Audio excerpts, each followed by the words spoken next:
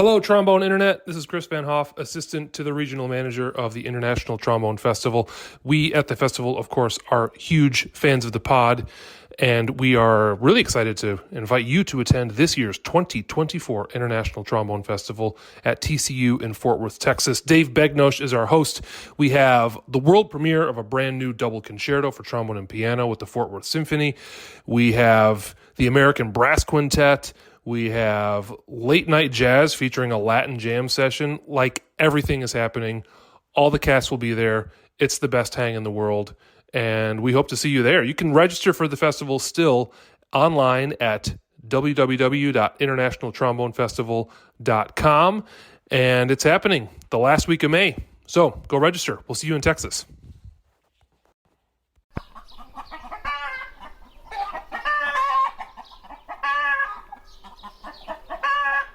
Welcome to the Trombone Retreat, podcast of the Third Coast Trombone Retreat. Today on the podcast, we hang out with Demian Austin, principal trombonist of the Metropolitan Opera. My name is Sebastian Vera, and I'm joined as always by the Grand Marshal of my Thanksgiving Day Parade, Nick Schwartz. Nicholas, what are you thankful for? Man, I got to tell you, I'm thankful for my family. I'm thankful for my friends. I'm thankful for you. I'm thankful for my incredible, loving, and understanding wife. Danielle's going to hate me now because you said me before her. This is stream of consciousness because, as you should know, the listener, this was laid upon me totally without warning. So I have no idea what Sebastian's going to say at the beginning of every episode. And, you know, there's a lot to be really not happy about right now, but I'm thankful for a lot of things. What about you, Sebastian? What are you thankful for? That's a lot of awesome things. I mean, obviously, this is a very unique Thanksgiving because everyone's going through so much. And, you know, this is going to be one of my first Thanksgivings ever where I'm not home with my family, who I miss very much, but, you know, had to cancel for reasons I'm sure many people are canceling their trips home. But, you know, obviously the big one for me is I'm just really grateful that I'm healthy, and that injury I had with my concussion could have been so much worse. And I really lucked out. And really, thanks to everyone who reached out. I'm feeling so much better. I even got a brain scan. I'm part of this study, so like this, I had this follow-up MRI, and since I'm in the study, it's with like the head doctor of the Pittsburgh Steelers, and I'm in this big study to try to understand concussions more quickly by looking at the blood, blah, blah, blah. The head brain researcher looks at my MRI, comes in and tells me I have a beautiful brain and in the ideal brain, and if he could use it as an example to teach people, he would. And my self-esteem and ego just shot through the roof. And I think, honestly, it was already at the roof. I mean, like, and it just took that little extra inch to get through the roof. It was not close to the roof after that concussion. But honestly, I asked him, like, do you think music, I mean, that has to have something to do with music, how active everything looks. And he's like, he found that really fascinating. He's like, that would make a lot of sense why a lot of pathways were started. Anyways, I'm not saying that to humble brag, maybe a little bit, but that made me feel so much better. Other things to be thankful for, we kind of have big news. We had this idea to do a live podcast at the International Trombone Festival. We've always wanted to do one live and see people in person, and we think it'd be a lot of fun. And we thought, to do something live, we got to go big and ask for a big guest. We asked Mr. Joseph Alessi, and he kindly agreed. And the ITF kindly agreed. And so our proposal was accepted. So we will be giving a live... here it comes. We'll be giving a live podcast interview with the Joseph Alessi at the next International Trombone Festival in Columbus, Georgia. So yeah, and just today, it reminded me of my time in school. I got an email from Joe, not just me, a group of Juilliard alumni, and he had gone through old pictures and found pictures of his studios from over the years. And it was really a walk down memory lane to see all these old pictures, and including me, and a lot of them not including myself. But it was cool to see like these people who are now off doing amazing things. Hashtag nostalgia. Hashtag nostalgia. I love If you haven't subscribed yet, please subscribe to the podcast on iTunes, Stitcher, Spotify, wherever you find us. We're everywhere. It gives you a nice little notification. We had, this Demian Austin experience was an experience. He's going through a lot right now. The Met's going through a lot right now. He's having a tough time, and he was incredibly honest with us.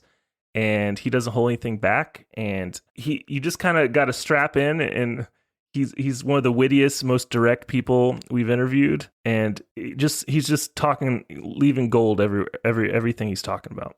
Yeah, we'll cover a lot more about Demian and his total awesomeness in the outro. And the sound quality, it's pretty good. Had to do some editing on his sound quality because apparently he used a microphone from the 1950s. But it wasn't chair ever. It wasn't a good microphone from the 1950s. It was like something that you'd use to attach on top of a projector to capture war-torn Poland. That's kind of what was going on with the Demian mic, and I'm sure he'll love to hear that. I'm sure I'm going to hear a lot about this. I always bring projector mics to battlefields in Poland. This episode is brought to you by Houghton Horns.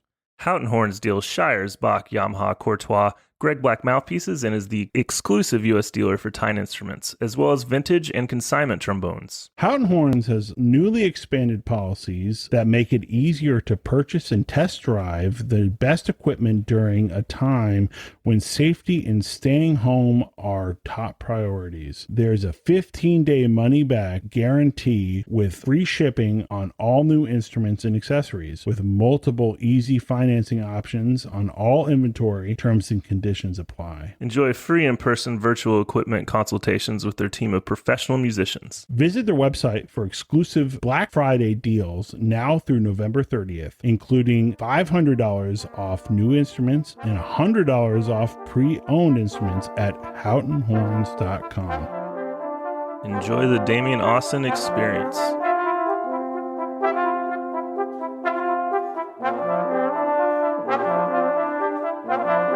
Nick, that's the most well lit I've ever seen. This looks great. See what I mean, Nick? See, you did the right thing. I just wanted to shine off your bald spot, Demian.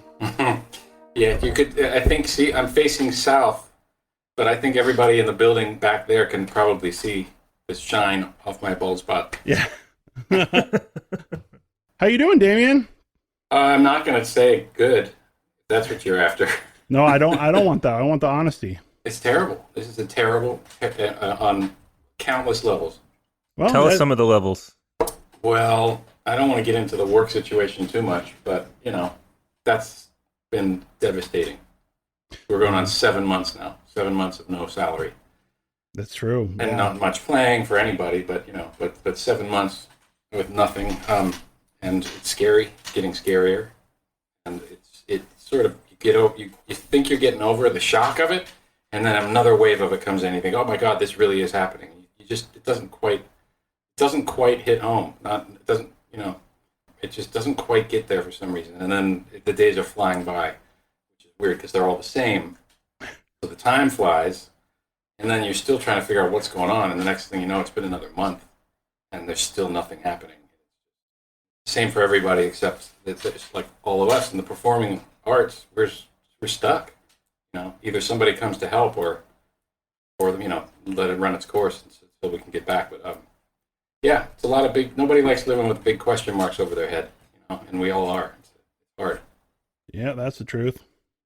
Right, especially when you think, you win your job and you feel like, especially as an artist, you're used to instability in a way, and winning some sort of consistent position within the arts is so rare. And when you finally get it, it's such a, okay, I can finally do what I love and not have to worry about making a living. And then you get used to it, and then you do, and you big don't. curveball comes around.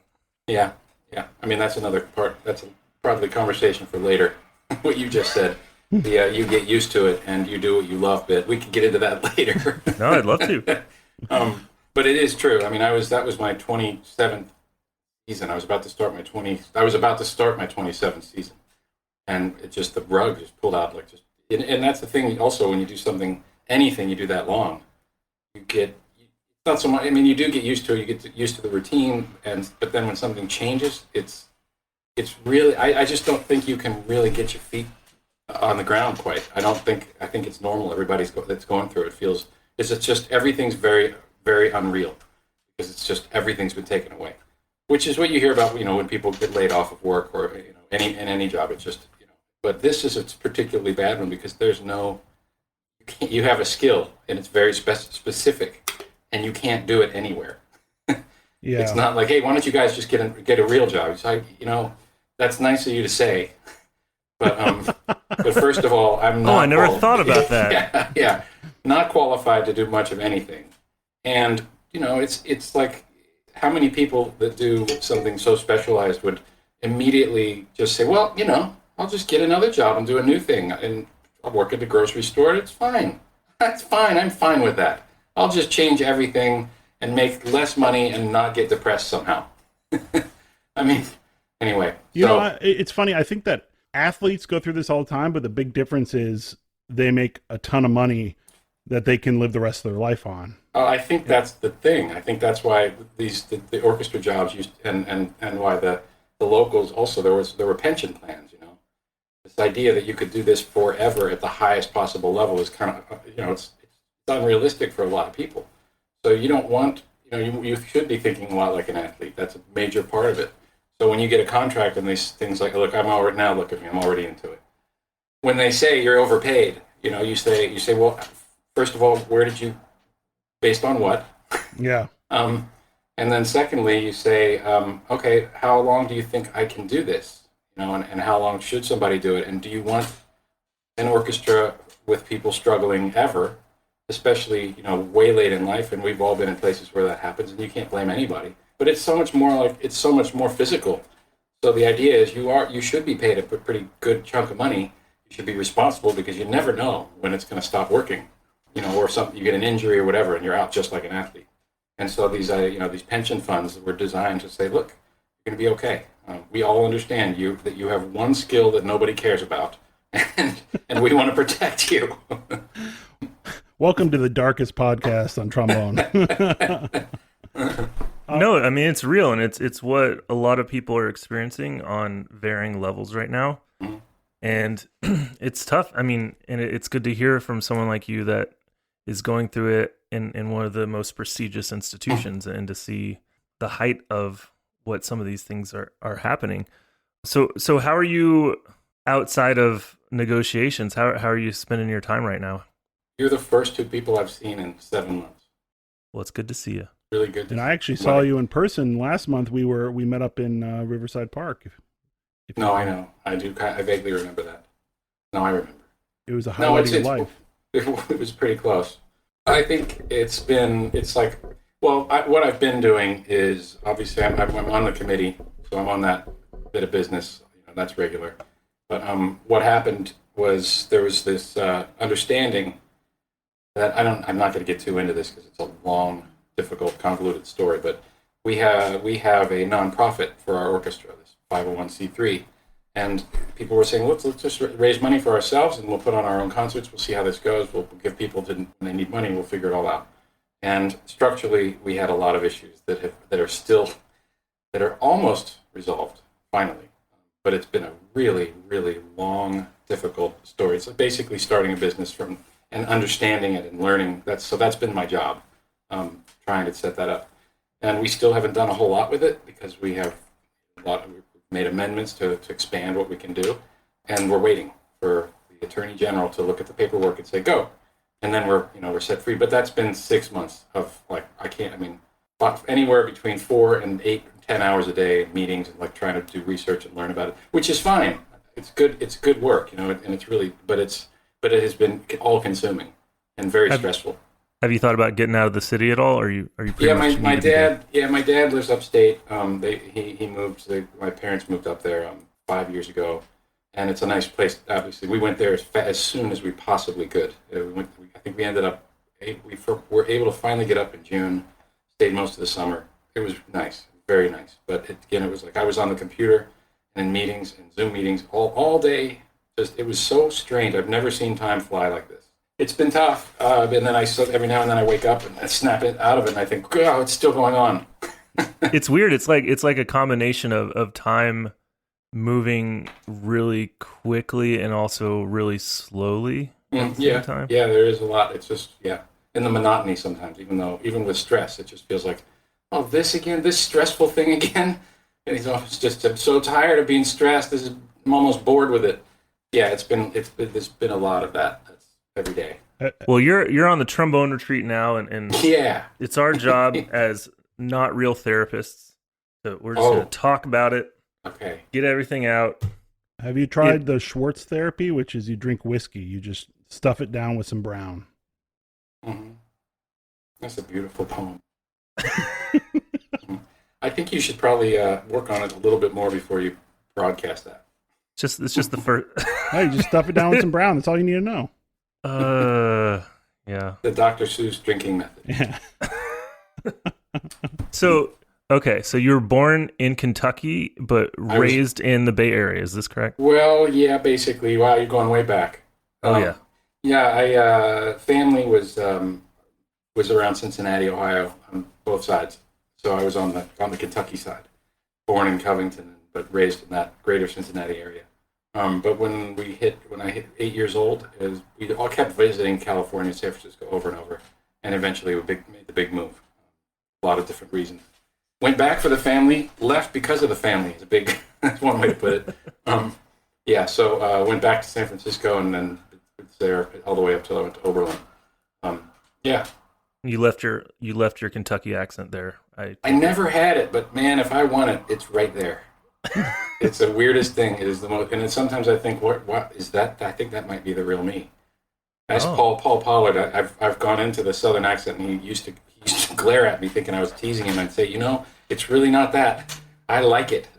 It might really be me. I'll never know for sure. After a few drinks, it comes out. Or after a long opera.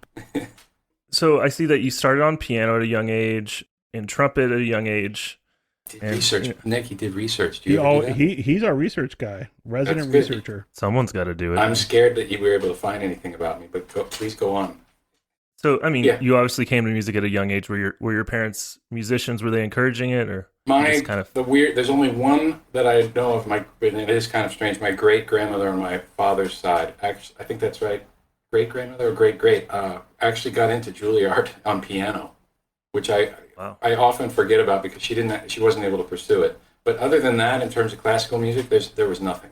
My dad played folk guitar and stuff like that, and self-taught. But there was no formal training. I played piano. My parents were nice enough. I didn't like it. Nobody likes it when they're doing it, really.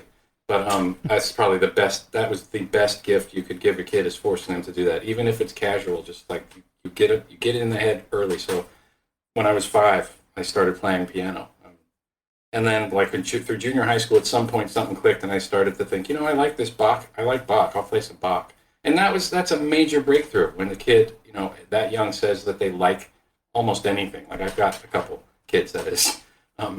And it's very exciting. It's something, because you wonder, how did that happen? Where are the influences? How did that happen? And in my case, I couldn't really tell you. We didn't play classical music around the house. It was all, 60s and pop and rock and 80s music too. That's my generation. But that was the best thing they could have done. And then I just started wanting to do music. I just fell in love with it. Vague sense that's what I wanted to do. There's one part of the story that's not in there that is, I would have to say, is also something worth sharing. Is junior high school. It's the 80s. It's Reagan era stuff, and I was probably the very end of when the public schools still were able to have all of them. It's junior high school too. Full orchestra, full band, jazz band, and in the middle of this building there was a separate room where you were allowed to take lessons with an artist in residence who was there all day. And it's just, It was, like that. And so all those programs got cut. But thank God they got cut and they put the money into sports because a lot of, it was really helpful for a lot of kids that, but I was really, really, really, really lucky because the artist in residence was this man named Ron Madden. And he was kind of a saint at the time. He was sort of revered and continued to be revered. He changed a lot of people's lives. He was extremely giving, very funny, very supportive. He wrote arrangements, did his original music with the jazz band, was extremely patient, and there's no way I would be playing if it weren't for him, because I was on trumpet, I switched. I said I went to euphonium because was trying to find the easiest instrument I could find, and then decided that the trombone looked fun, and that's how that happened. He said, "Okay, you want to switch? If you really want to switch, you're going to be with me every 2 days, and we're going to go through scales every day, and you're going to just like here are your routines, here are the lip slurs. I need you to do this every day." And I was sixth grade. I didn't know what he was doing. I just did it more than And then he introduced me to Don Kennelly, who was my teacher. He's second trombone in the opera, San Francisco Opera. And again, I didn't understand who I was studying with, but that is the man. Those two people, like Don Kennelly, taught me how to sing into the instrument, no matter what I was playing. And I didn't know he was doing that to me, but he was doing it. And in the meantime, I'm taking piano lessons with the guy who's in the chorus in the San Francisco. He's a pianist and he sang the chorus. So I'm getting all this influence all the time. Anyway, that's the high school business. No, that's junior high school. Wow, you didn't get to high school. High school is a school of the arts. It's another. You went to Soda? Kind of a story. Yeah, it was the first year, and it was a mess. And it was like we were thrown into a school that was pretty rough. They planted it into a school that it was a pilot program, and I was lucky. I didn't get beat up, but close, a couple times. So no, how long ago? Oh my God, 35 years ago. Great. Now I really am gonna cry. You guys ruined this for me. I'm out of here.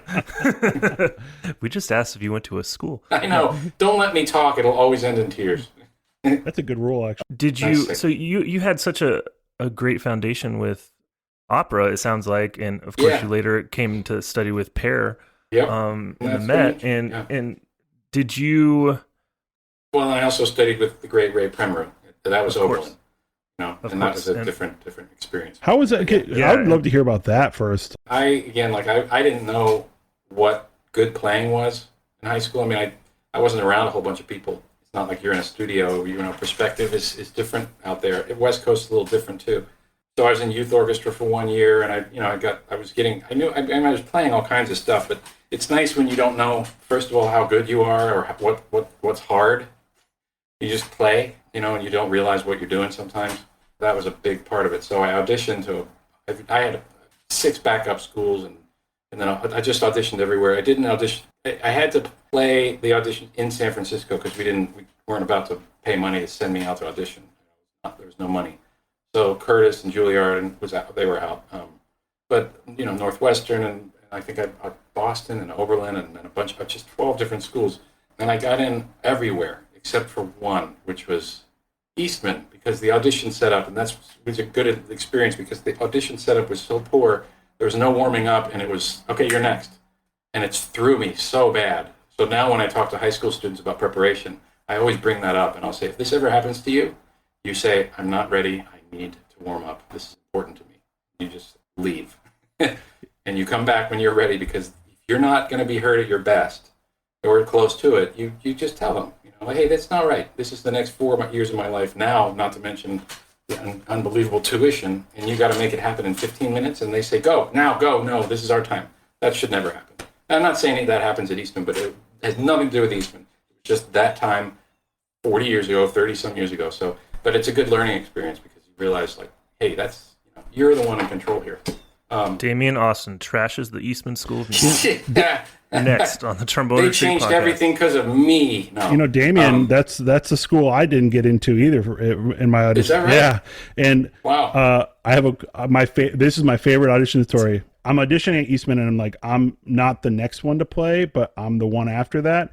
And this guy goes in and plays, and his mom is waiting in the hallway, and it's this guy. You can hear him. He's really not a strong player, and he comes out and. This kid goes to his mom, well, how was it? And she goes, Johnny, you sounded terrible. And then I had to go in and play, and I was laughing. Oh, no. So that is stuck with me and I probably will forever because it's hilarious. Sorry, go on. No. I'm saying, not to say that, oh, look at me, I got into every college, but it was the first time I felt like, maybe, I think things are going to be, maybe this is good. Maybe I'm good enough to keep doing this. I hope so. Because I didn't really have I get encouragement, but until I got there, I didn't really have any real perspective. I want to hear the whole Oberlin experience. How often did you wear shoes? Like that kind of thing. I wanted to go to college, and I did. I wasn't thinking much about the trombone, and I was playing, but I was sort of gliding through. I did not push very hard, and Ray was fine with that. As long as I'd show up and sound pretty, and I was practicing. But we didn't do. I'll tell you this: I don't remember doing a single excerpt until the last couple of months, Wow. which was it worked out.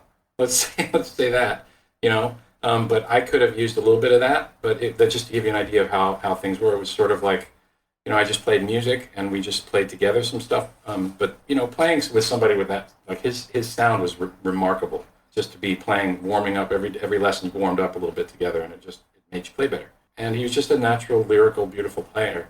So it just rubs off on you. So it was a really nice. I'm glad I went there because if I had ended up at Juilliard, I probably wouldn't have. I don't think it would have worked out. Or Curtis, I was just not. I wasn't into it. I wanted to play, but I wanted to be at college. It was a fantastic experience. Best friends. I've still got all these friends from there. I mean, get a girlfriend. Come on. I'm not gonna practice all day. I'm busy. I'm figuring things out. I'm always curious when I talk to friends that went to Oberlin, just what that experience is like. Because you hear all the stereotypes of it being like the most like hippie school ever. It is so incredibly liberal, and you are constantly thinking about political issues. You cannot avoid it. It's everywhere. So getting such a heavy dose of that, and feeling at some point thinking, maybe I'm being. Do I really have to be so PC? Is this terrible? And I look back and I think, no, it's exactly right.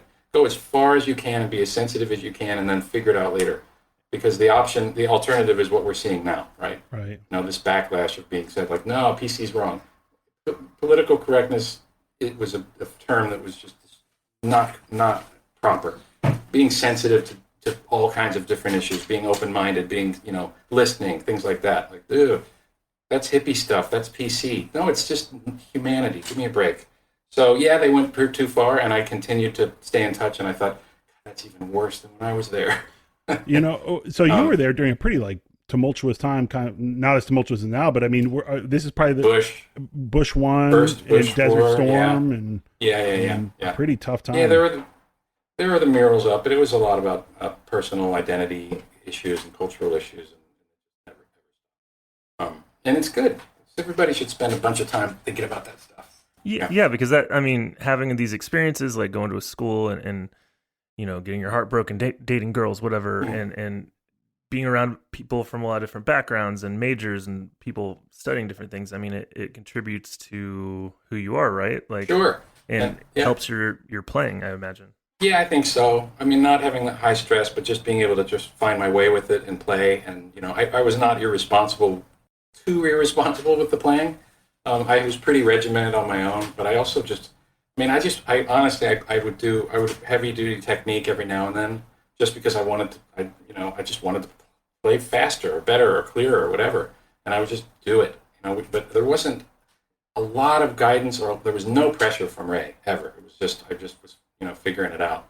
He just wanted you to play and feel comfortable and be musical, and we talk a lot. So, but mostly what I would play, I just played solos because that's all I wanted to play. I just thought it was fun. I would get bored and I would play every solo I'd get my hands on.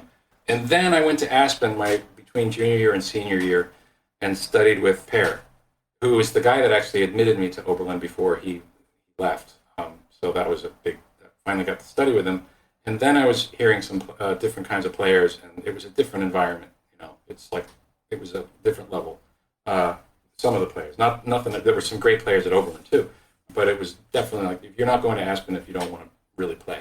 But getting to study with Per was a different experience. I mean, I was playing, he said, "Hey, you sound great, you're good. That's amazing, man. You sound really fantastic, beautiful." And he was listening, and he said, "Where are you articulating?" And I'd never thought about it in my life. And I said, "Yeah, I'm between my lips." And he said, "No, man, that's not good. Let's try this, try this, try this." We did some things, changed everything, switched all kinds of stuff around, and then I really got more serious. And he said, you got to start auditioning. You're gonna have to do some excerpts. You got to start working on this stuff. And that was like, these things in your life with playing is like, you get you to the next level, and then to the next level, and then to the next level. And that was where I thought, okay, see what has to happen here. And let's not forget that at this point, I'm now deeply in tens of thousands of dollars in debt from college, which also should put a real fire under you It's like, okay, well, you going to do this or not? You really can't be messing around. And then I auditioned for Manus, got into New York, and auditioned at Study with Pear for that year, and then auditioned and got into Juilliard. It was like trajectory just went really, really quick after that. So I imagine when you're at Oberlin, it didn't seem like you had like tunnel vision of like, I want to do this someday. It was more just being present, like enjoying the instrument. Did you have an idea of what you wanted to do with the trombone, or is it like what you're saying, like once you got a little more serious in Aspen and Juilliard and Manus? Yeah, I think this people. It's weird to say this out in a podcast or in an interview or publicly because it could really sound terrible or arrogant. But anybody who knows me knows that is not me. That's not, especially with playing and being self-deprecating. Yeah, I'm constantly talking about what a great player I am. Everybody, come hear how great I sound. No, I mean, I was very. It was very natural. I could just say that from the very first, back to the first guy that I told you, Ron Madden, to Don Kennelly, to when I got to Oberlin, everything. I was just a very natural player. I don't know what I was doing. I just could do a lot, really, like pretty easily. I would work hard, but I wasn't really thinking about air. I was not really thinking about where I was articulating. I wasn't thinking about anything. Were you listening a lot? Did you listen to a lot of music? Yeah, back then it was like that. You go to the CD, what trombone CDs are there? There was only one guy, Christian Lindbergh. Right. And that was when CDs, like I'm old, so that's when, you could go buy a CD. So I got all the ones that were coming out and listened to them, and I'd tell people to do this all the time. Put the CD on and play that way. Just do that while you're trying to figure stuff out, because if you don't copy somebody who's put in all the work, you're going to try to figure out how to play stuff on your own is like, why would you do that? Unless you're some kind of innate genius and every piece of music you've heard you understand instantly somehow, without having done all the, like, it's a progression, it's a lot of work. That was the guy, and I played along with it all the time. I just wanted to play. It's like, this is fun. That was it. Oh, those high notes are, let me see if I can figure that out. I'll do it, I'm a little tired, I'll do it tomorrow, sound better. It's like really not much to it. But that all changed when I finally got into Juilliard. And then really the pressure was serious at that point. And then I hurt my lip. So we're almost done. We're almost done with the trombone story. That was when things were going well, and then I injured myself, and that's where I've been ever since. Was the Met, I can't remember this, was the Met your first audition? No, the first one, that's what did me in. I was practicing, and you'll like this, Nick, and anybody who knows me. I was told, and still am told, and have always been told, you need to learn how to play louder. You got to play louder. Got to play louder. Even when I'm playing loud, it's like, now, sometimes I'll get it like, hey, I can finally hear you, ha ha ha. I was just not that, I just wasn't interested in playing very loud. It was very difficult. Well, I blew downstream, and I didn't know that I was doing it. It was like, I think it was Pear. I think he said, buzz a note, and Joe asked me to buzz at my first audition at Juilliard. He said, buzz a note. I'd never buzzed before. And he said, okay, thank you, and that was it. Didn't get into Juilliard. So but I was buzzing like straight downstream all the time, and so I was doing it wrong for that kind of playing, like to really move a lot of air through. It just was, and it always felt really bad.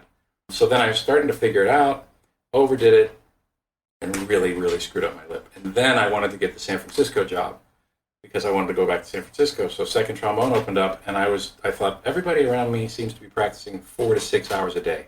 I'm doing like an hour and a half, maybe twice a day, sometimes 2.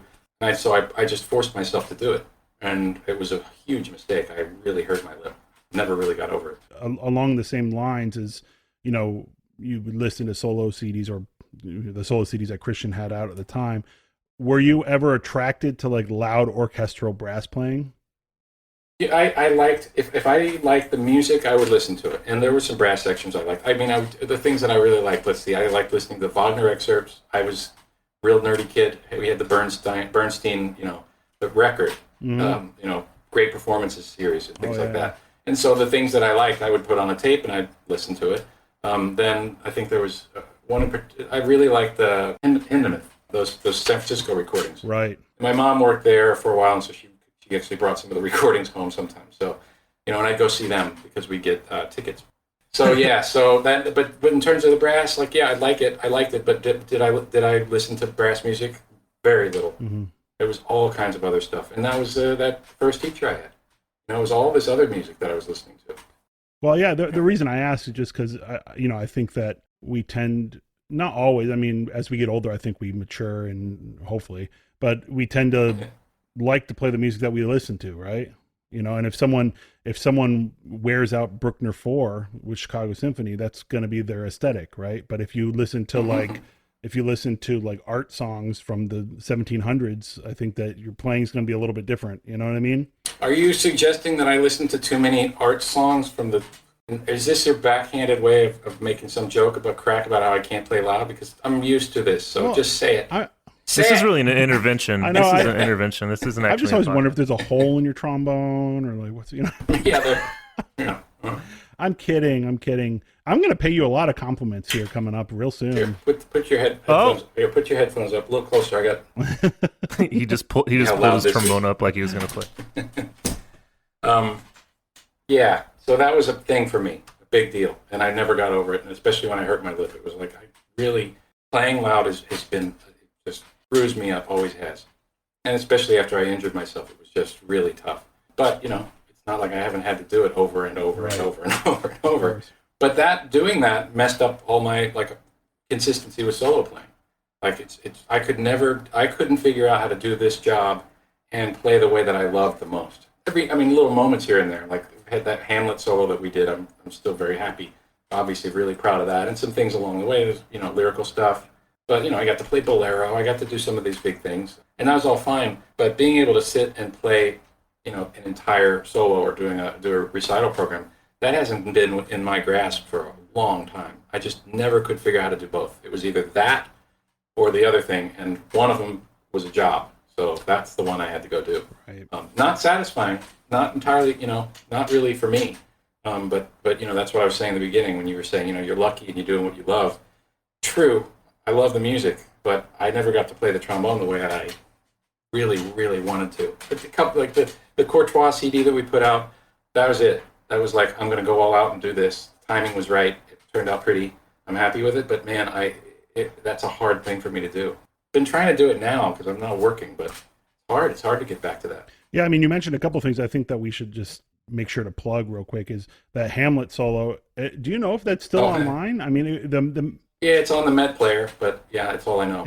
I don't think it's pretty close to the beginning of... It is 20-some. Yeah, it's pretty close in, but it's a long hour. Yeah, it's beautiful. I've heard you play that from that broadcast multiple times, and that was beautiful. And also that Courtois CD, if people haven't checked that out, that's all, you and Weston and Paul all playing. Yeah. So let's back up a little bit. So was the Met your second audition then? No, it was, let's see, I went to Raleigh, North Carolina when Jim Miller and Mike Hosford. Oh, I love Mike. Yeah. And Carl Mazzio. Is that right? Yeah. Is that right? He's the one with the red hair. I don't know him personally. I know the name. So I think that's right. It was us, and we drove down, and I had worked pretty hard on that, but I did not have a high E flat yet for Schumann, and that was on the first round. And they gave me 5 chances because everything else was good, and I thought, this is how. Oh, I've heard about this. They like me. They want me to get it so bad. Like I'm doing well, and that's why they're letting me do it again. It's not like, oh, would you like to do that again? It's like, come on, man, we're rooting for you. But I just could not get it. Couldn't figure it out. I was not ready, and that worked out pretty well for Jim Miller, who ended up in LA. So that's the way things are supposed to work. Anyway, that was that one, and then I did audition for the one where Jim Markey got the. Is that right? Or the assistant? No, it wouldn't have been. Would have been Nitzan maybe. Philharmonic playing assistant. And that I didn't practice very hard for. Everybody's playing excerpts all the time anyway, so it was like, well, I'll just give it a shot. It was like some excerpt didn't go well. They gave me 3 chances because the other ones went really well, but that one, whatever it was like, shoot, But I didn't take it seriously. I just knew that I had to try. And it was across the street, and I would have been so mad at myself. Like, go across the street, and I'll take an audition dummy. And that was it. I think that was it. And then I really, the Met audition story is pretty far out, but it'll make people mad, so I don't know. Couldn't talk about it too much because I didn't do anything you're supposed to do. Yeah, well, let's hear I want to hear about that. So, When it came along, were you more attracted to this type of position based on who you had been studying with and your love of opera from a young age? No, it wasn't even love of opera. I mean, I didn't care for the singing part at all. I didn't really care. I couldn't get Like behind singing.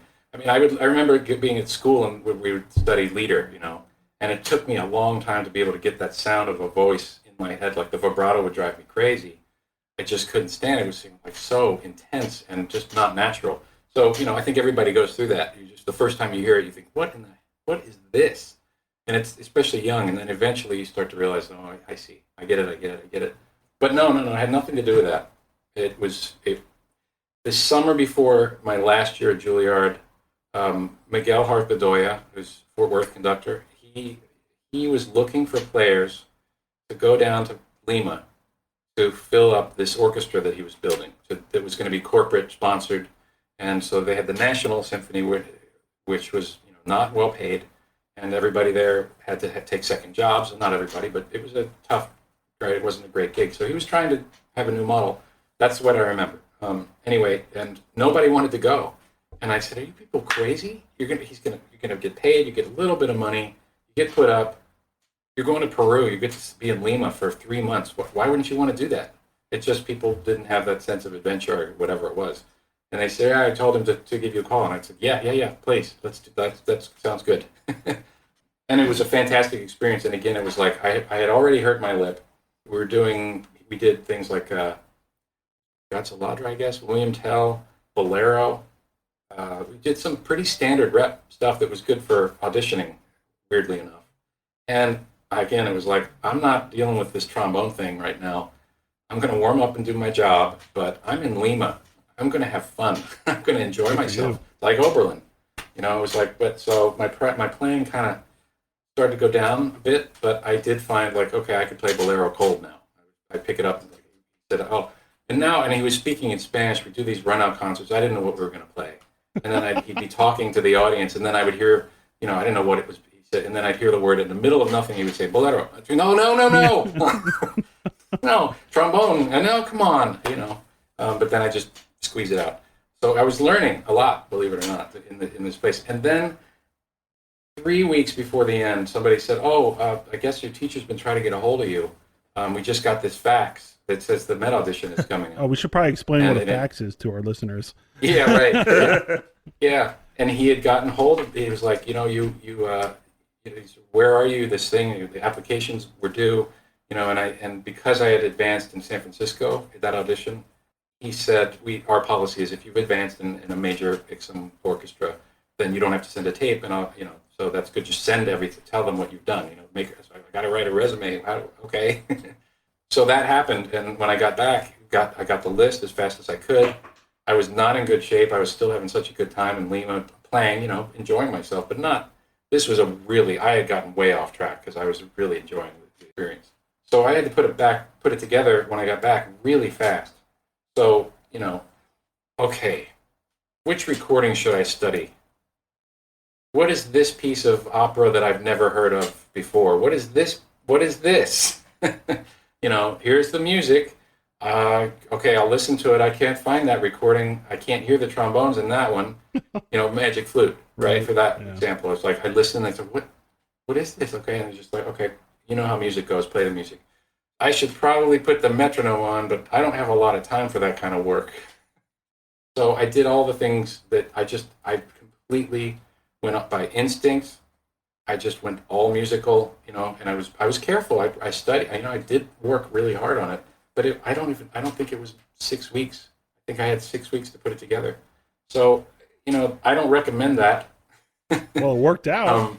But it worked out. I mean, I really went all out in terms of like accuracy was really coming quick. Things were really coming together. The timing was good. But when I could make a phrase in that thing, I played that Biche etude, the one that bam bam bee bam. I'm actually working on that right now, just for fun. I think it's one of those things that I had gotten to a point where I was playing everything with a ton of musicality, and I dumped it all in everything I was playing all the time, and that was it. That's what got me the job. I fell apart on 2 excerpts. They asked me to do it again. I was so chopped out playing Tannhäuser that I left I was about to leave the building. I said, there's no way I'm going to be allowed to advance. That was a semi-round. And somebody said, no, stick around. You really never know. And I like, okay, but it was not good. And it wasn't like I'm saying, no, my impression was this. Maybe it was better than I thought. It was terrible. I mean, I was shaking and scared, and I was tired. And I've guessed that they liked, it was like the only audition I probably could have won, because they probably thought, unlike those other ones, he played really well on these other excerpts. That one was not good. I still want to hear some more, because there's something in there. Maybe he's just tired, maybe nervous. Let's give one more chance. That can happen, but maybe not anywhere else. Maybe it doesn't even happen now. Maybe it was just all luck and timing. I have no idea. Yeah, but it sounds like you stumbled on and this kind of fits with the way you're describing the way you approached the trombone growing up. You kind of stumbled, and I can identify with this in a lot of ways, like kind of an organic approach to taking an audition where you don't get too far into your head. Yeah. Because you're just, you know what? I don't even have the time to do that. I'm just going to really play the music as naturally and musically as possible and go for it and not put any pressure on myself and just see what happens. And it seems like I would love to hear you talk about, and of course you've been an opera trombonist for now, 26 years you said? 6 years, yeah. The differences in the type of playing required, and maybe you see different types of players do better in opera auditions versus symphonic auditions. Like, do you feel like there's a certain more of a vocal quality that is required for the job? I don't know. I know that when I hear people play the auditions, I've been on the other side of the screen so much now. That's the thing I'm listening for. And I think it's just because of the people, the orchestra, we listen to singers all the time. And we also have this flexibility that we develop pretty quick. That's really a major part of what we do, right? So I think we are just drawn to it. If somebody doesn't play musically, but it's all there, and you just throw your hands up. It's like, well, it's good playing, but why bother? So yeah, I think there's some of that, and I like to think that our audition process is more forgiving, and maybe that's just because I'm sensitive to it, because I know that that's what got me through. You get this idea that if you miss a note in an audition or something, you miss 3 notes or something like that, you're done. You might as well pack it up and go home. And I think that's horrible.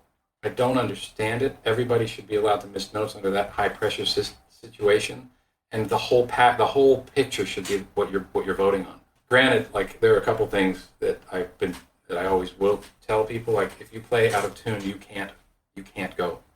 Don't even go. It's just the one thing I will say. Your rhythm can even be a little off. A couple times is fine.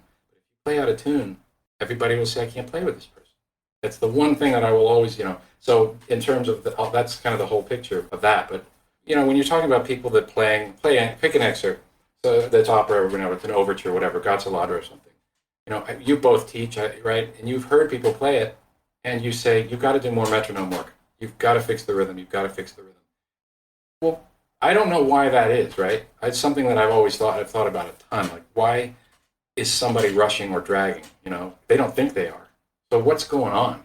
And in my opinion, and I think this is what has helped me, it's not that I wouldn't have this problem now, I don't know, but at the time, I just felt like I knew how the song went. I knew all the notes, I knew how I wanted to play it, my pitch was good, I'm going to play the song. If I had a consistent rhythm problem, I'm sure that Per would have said, this look out here. But what's really going on when you have a rhythm problem, you're thinking about something else, and then your brain slows time down or rushes because you panic. So you can put a metronome on all day, turn the thing off, and it's still going to be wrong. And there's training can fix only so much, but I just feel like, look, if you embody it and you are living that thing that you're playing, the rhythm and the pitch, all this, it's sort of just, it should not be on your mind. I don't know how you play musically if you're worried about this stuff. I just don't know. That's what happens. So anyway. So how would you recommend to players to more embody something to make it more natural? It's what I've been teaching more and more and more, and realizing is that I have to be stricter with students that miss notes. I just have to, you cannot do any work if you're reading. You could not to say memorize. You're not saying chip somebody notes. Who you're does, saying they're playing the wrong note. No. You need to know. Yeah, no, absolutely. Because you'll chip notes if you're reading. You won't play a crescendo if you're reading. You won't remember to take a big breath if you're reading. Everything goes out the window so fast. If you're really good at sight reading, maybe, some part of your brain is like, it's fast enough, it can do all that at once. But it's like, how much stuff is going on all at the same time when you're trying to play anything, and then add to play with somebody else. It's insane what we do, right? It's a lot of stuff. The last thing that you should be thinking about is what's the next note, or any stumbling at all, because you're going to lose time and you're going to take a bad breath. All that's what it is. So it's basic and silly as that sounds. I think that's the downfall of almost all students. I just feel like, guys, we spent 6 months on this piece, just missed a note. How is that possible? What is going on? What are you thinking about? How did this happen? And Nick, we've all been there. And I don't think it's unfair to be like pretty hard on that issue. I think that's one of the things you just say, we can't, don't do this. I'm not mad, but you can't get better if you can't get the notes figured out. So if you got to read it a bunch of times, play soft, look at it, go through it, don't get tired, just look at the notes, figure it out without playing, whatever. So kind of a lack of preparation. Yeah, but it's so mysterious to me because it's so common. It happens all the time. And I think, being able to really absorb that part of it as fast as you can and get it out of the way completely frees you up. Somebody closes their eyes and they memorize something. You close your eyes and play, it's always better. I think visually you're not distracted. And so these are ways to get there, I think. But once that's out of the way, if you can get a chance to perform something or play with a group, even better. And do that a lot, It was like one of those things I tell people is this story. My wife's my father-in-law. He taught at Denver University, violin teacher, really, really fantastic, really great teacher. But he told me the story about Heifetz would take a piece on the road and tour with it for an entire year before he said, "Now I think I've got it." And it's like, take these things seriously, and brass players don't think like that, not generally. It's like, I got it. I'm going to look how high and loud I can play and all this kind of fast. And like, I nailed it. He didn't nail anything. There's no nailing it. It's like, what are you talking about nailing it? You play this much in some great music. Fit in and play it great and enjoy it. It's exciting to get something right, but you got to do it again. And now you're going to do it again. And now you've got a job. And now you don't want to play it. And you still got to do it, and you probably played it better than ever when you didn't want to do it. So, like this, by the time you're bored with some of the music, that's when you really start to get like, oh, now I see, So you gotta, it's that all of that is combined is how it all works out. Which is why I never like to talk about my Met audition, because it was not quite like that. But you can learn a lot more by listening to music, and then you pick the horn up and you just play better. Well, I can say, as someone who's played with you a lot at this point, that's true. Your biggest strength is all the things that you're talking about are your biggest strength, which is, they're my only strength. That is absolutely untrue. I can barely play. Let Nick compliment you. You're beautiful, like one of the most beautiful trombone sounds out there, and very fitting, especially for opera because of the vocal quality. I think because of, you talk about this audition at the Met, and because of how you prepared or didn't prepare and just said, oh, I know the song, I'm just going to sing the song. You were resting on the part of your playing that's the best part of your playing. And so, even if you didn't play that well, I think that probably came across to the committee, and that's for sure. But I don't want to diminish the work that I've done. I was working. That first year at Juilliard in particular there was a lot going on. That was when I just really thought, nope, that wasn't good. No. Got to make every note consistent. I got really finally was like crazy micromanaging. Put the music stand this close so I could hear every single thing in the sound. I did all the work, all that stuff. And I also played routinely. I would go walk around with duets or quartets, like who's free. Which baffles me, for those who don't know, Demian and I teach at all the same schools together, Manus, Bard, and Juilliard Pre-College. And at all the schools, I would say the biggest thing I've come across is the lack of duets and quartets. And right now, obviously, it's a unique time, but like before that, I would ask, like, well, how often are you playing duets? And they'd be like, well, I don't know, 6 months ago. And it's like, what are you doing? Yeah, I don't. Yeah, and also it's like, I'm sick of this piece. I'm sick of doing this. Well, then go play with somebody. Go have some fun.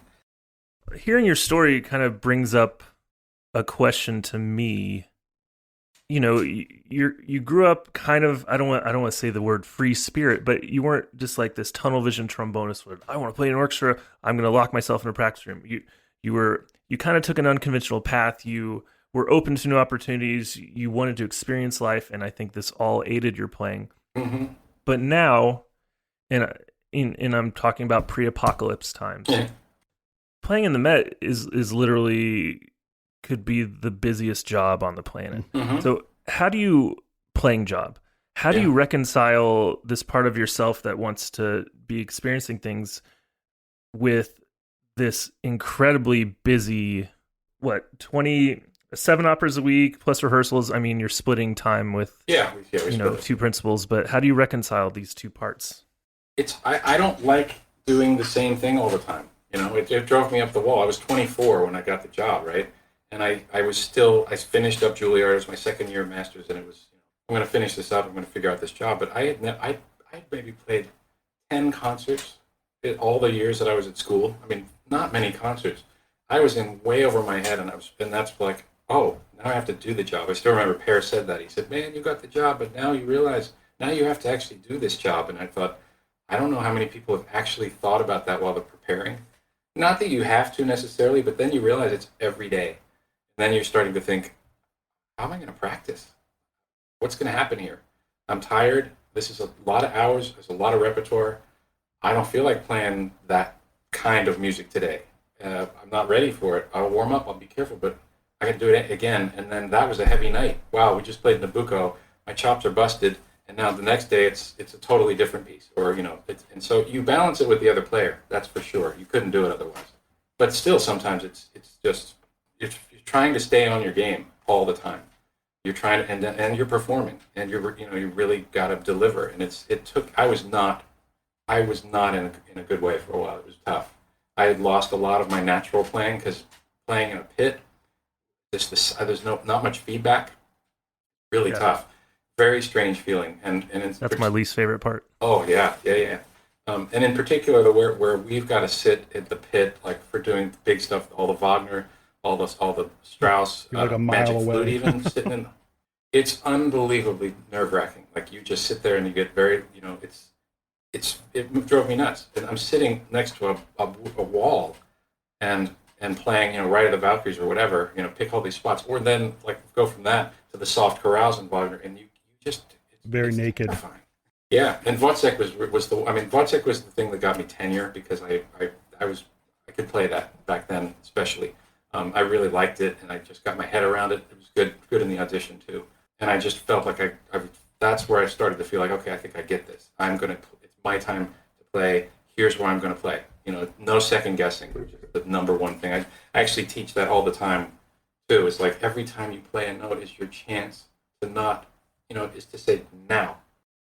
Every time. Like imagine you're leading the section. You're starting something, so when you airball a note, or if it pops or whatever, it's every single note, every long tone. It's like breathing time, and I'm going to play right now. Bah. So figuring that out, it's one of those things that you just have to get in your head. Like it's time to play. Don't second guess. Breathe, go. And I had stopped doing that. I was getting that what's that? Where you? Yeah. I got a little bit of that, and everything was just crazy for easily 4 or 5 years. It took me a long time. People were very patient. Some weren't. You don't even have a choice. Like when you're performing so much, I mean, you're kind of trial by fire. You're forced to learn to deliver, even when you feel terrible. Right. I mean, there were good times and things that I was doing and figuring out, but I'm lucky that I had good colleagues because I wouldn't have gotten tenure in certain environments and probably didn't deserve it. I was just lucky that they said, look, you're a good player. We're going to give you this time. Because we think you're going to figure it out. I never did. Sorry. Yeah. This is like the self-deprecation Olympics going on. Oh, I'll win. Damian's good at that. So I have a question for you. After this many years in an opera orchestra, and the opera orchestra that plays the most opera in the United States and is up there and playing the most in the world, favorite opera, least favorite opera? Oh, I can do that. That's easy. And I hate to say it because it sounds pretentious, like I've really rehearsed it, but it's true. I got Bohème, Rosenkavalier, and Wozzeck. So it's like all over the place, kind of the whole spectrum. Right, but Yeah. it's true. Those are the three that if you put it on right now, I'll have a hard time not finishing. I just love it every single time. How many times do you think you've played Bohème? Oh, it's got to be hundreds, and I never mind. That's the thing. It's like I play. Do Bohème again? Great, perfect. I love it. It doesn't. I don't get tired of it. So many You don't operas. need the music, I imagine. I'm always afraid to try that, but it could be true. But things like Carmen, classic operas, always beautiful. It's like after about 50 times, those tunes. I mean, it's just like it's enough. It's enough. I can't hear it anymore. But you don't, and it's hard. It's actually really touchy. It's stuff that you don't expect, that you don't know, and that's your job now. Now you got to play 15 Carmens in the next 4 or 5 weeks, and it's just that's all you're thinking about. Not necessarily Carmen, but whatever the rep is. But yeah, anyway, that was the hardest part. It was a real I guess I'm gonna be a trombonist. I didn't see this coming somehow. That's where I'm putting all this time and energy into practicing. I thought I want to be a writer. I want to do screenwriting I thought that's what I really want to do. Not that would have worked out. It never does for almost anybody. But there's a lot of stuff I was curious about. But the job completely took over. Totally took my life over. I kept pretending it wasn't. Kept thinking, because I take a lot of my summers off. No summer festivals. I wasn't going to teach yet. Time to go back to doing other stuff. But it never, I did a couple things, but nothing took hold because I just couldn't get it just took everything to get the job going and to be able to do it.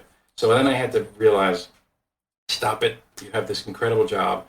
You need to have more respect for it. I did, but at the same time, I was like, don't try to split your life up because you're going to do both badly. Be careful and, keep your job and sound good and just accept it. And that's the thing is when you accept something like that, that's not easy. I'm sure even most people that play in an orchestra for their whole lives, at some point they feel like, okay, be nice to do something else. I kind of want to do something else now, but you can't, especially the Met. If you decide you want to try an audition for another job or go into some other field, that if you're lucky you can, but the hours are unbelievable. The jumping around from one style to the next, it's a crazy job, which is why right now in the last 10 years, watching the orchestra get incredible feeling of demoralized, that we are so demoralized. It's been really tough to take because the tone there is not the way that I remember the first 15 years, not at all. And now, as you can imagine, how bad it is. Yeah. 7 months of no pay. It's supposed to be a great job. They can't seem to be able to find the money to keep this orchestra together. People are retiring, and we don't know what to expect. Of course. I don't know what it's going to be like when we come back. Who's going to be around? Sad, very sad. But it's already sad. A lot worse now. So, can we go with your official least favorite opera is Carmen? No, not at all. I love Carmen. It's beautiful. I just can't. I just need to find the right time. It's beautiful music. It's what Brahms said. Wasn't it Brahms? It's like that was his favorite opera.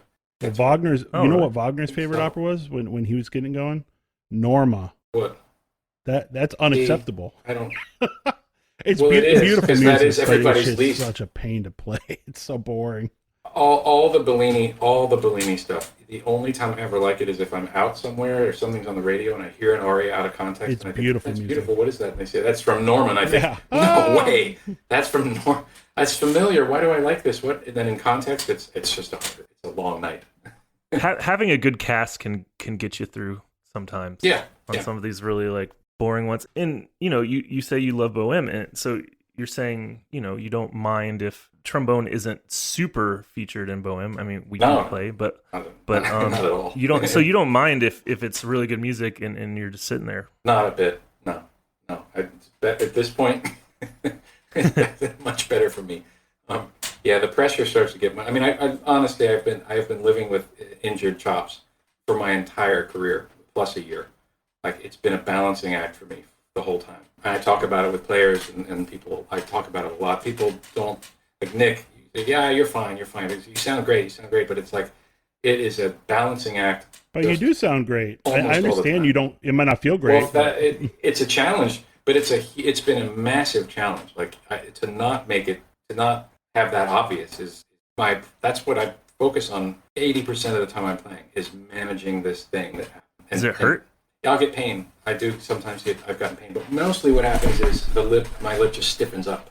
Like the tissue in here stiffens up, and then I get those. A lot of people have had that.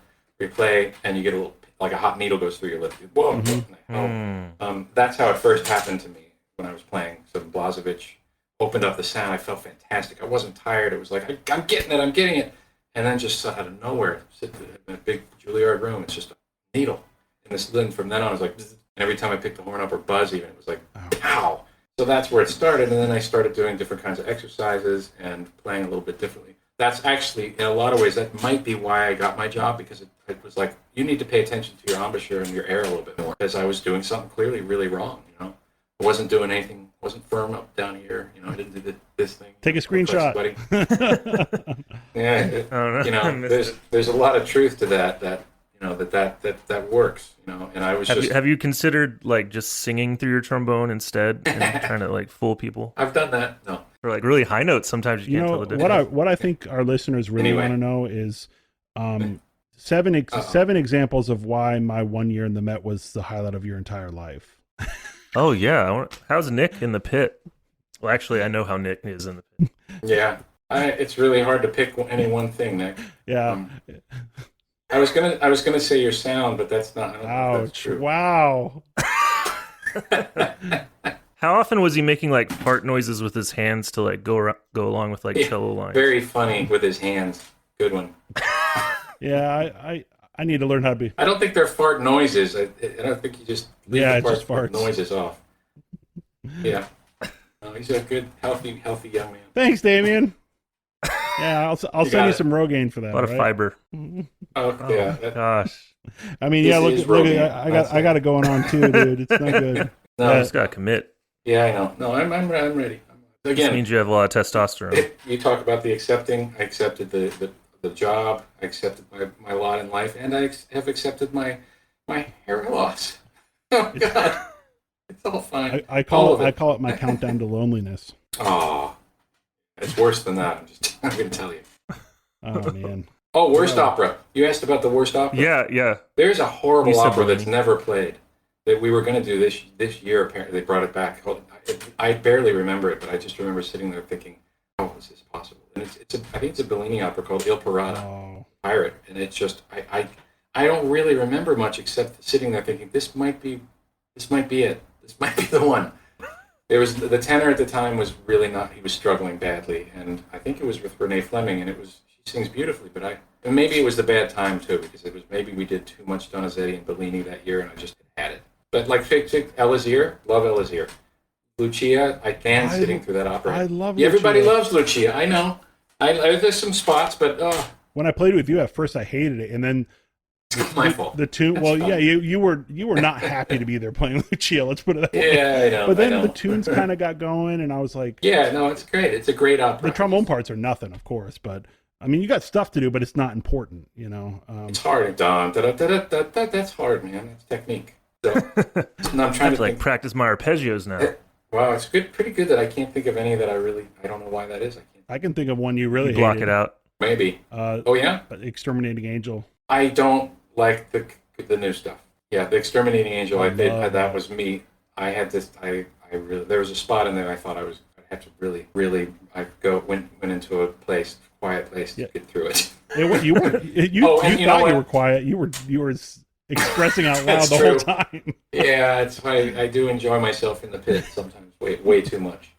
Actually, what am I talking about? Akhenaten. I can't stand Philip Glass. We just did that, and it was like I gotta just still. I gotta be quiet and play the notes, a lot of notes, and I just gotta get through this. It drove me crazy, and the audience went wild. The people that love it, it's their favorite thing in the world. But if you don't like it, you're in trouble because it's a lot of stuff that you don't like for a long time. Well, listening. I like listening to that style of music. Like you can get into kind of a trance setting, but playing. That's what I love. Playing it is absolutely because you can't go into a trance setting. Playing is really a pain in the butt playing that stuff because you can get lost. You make a mistake.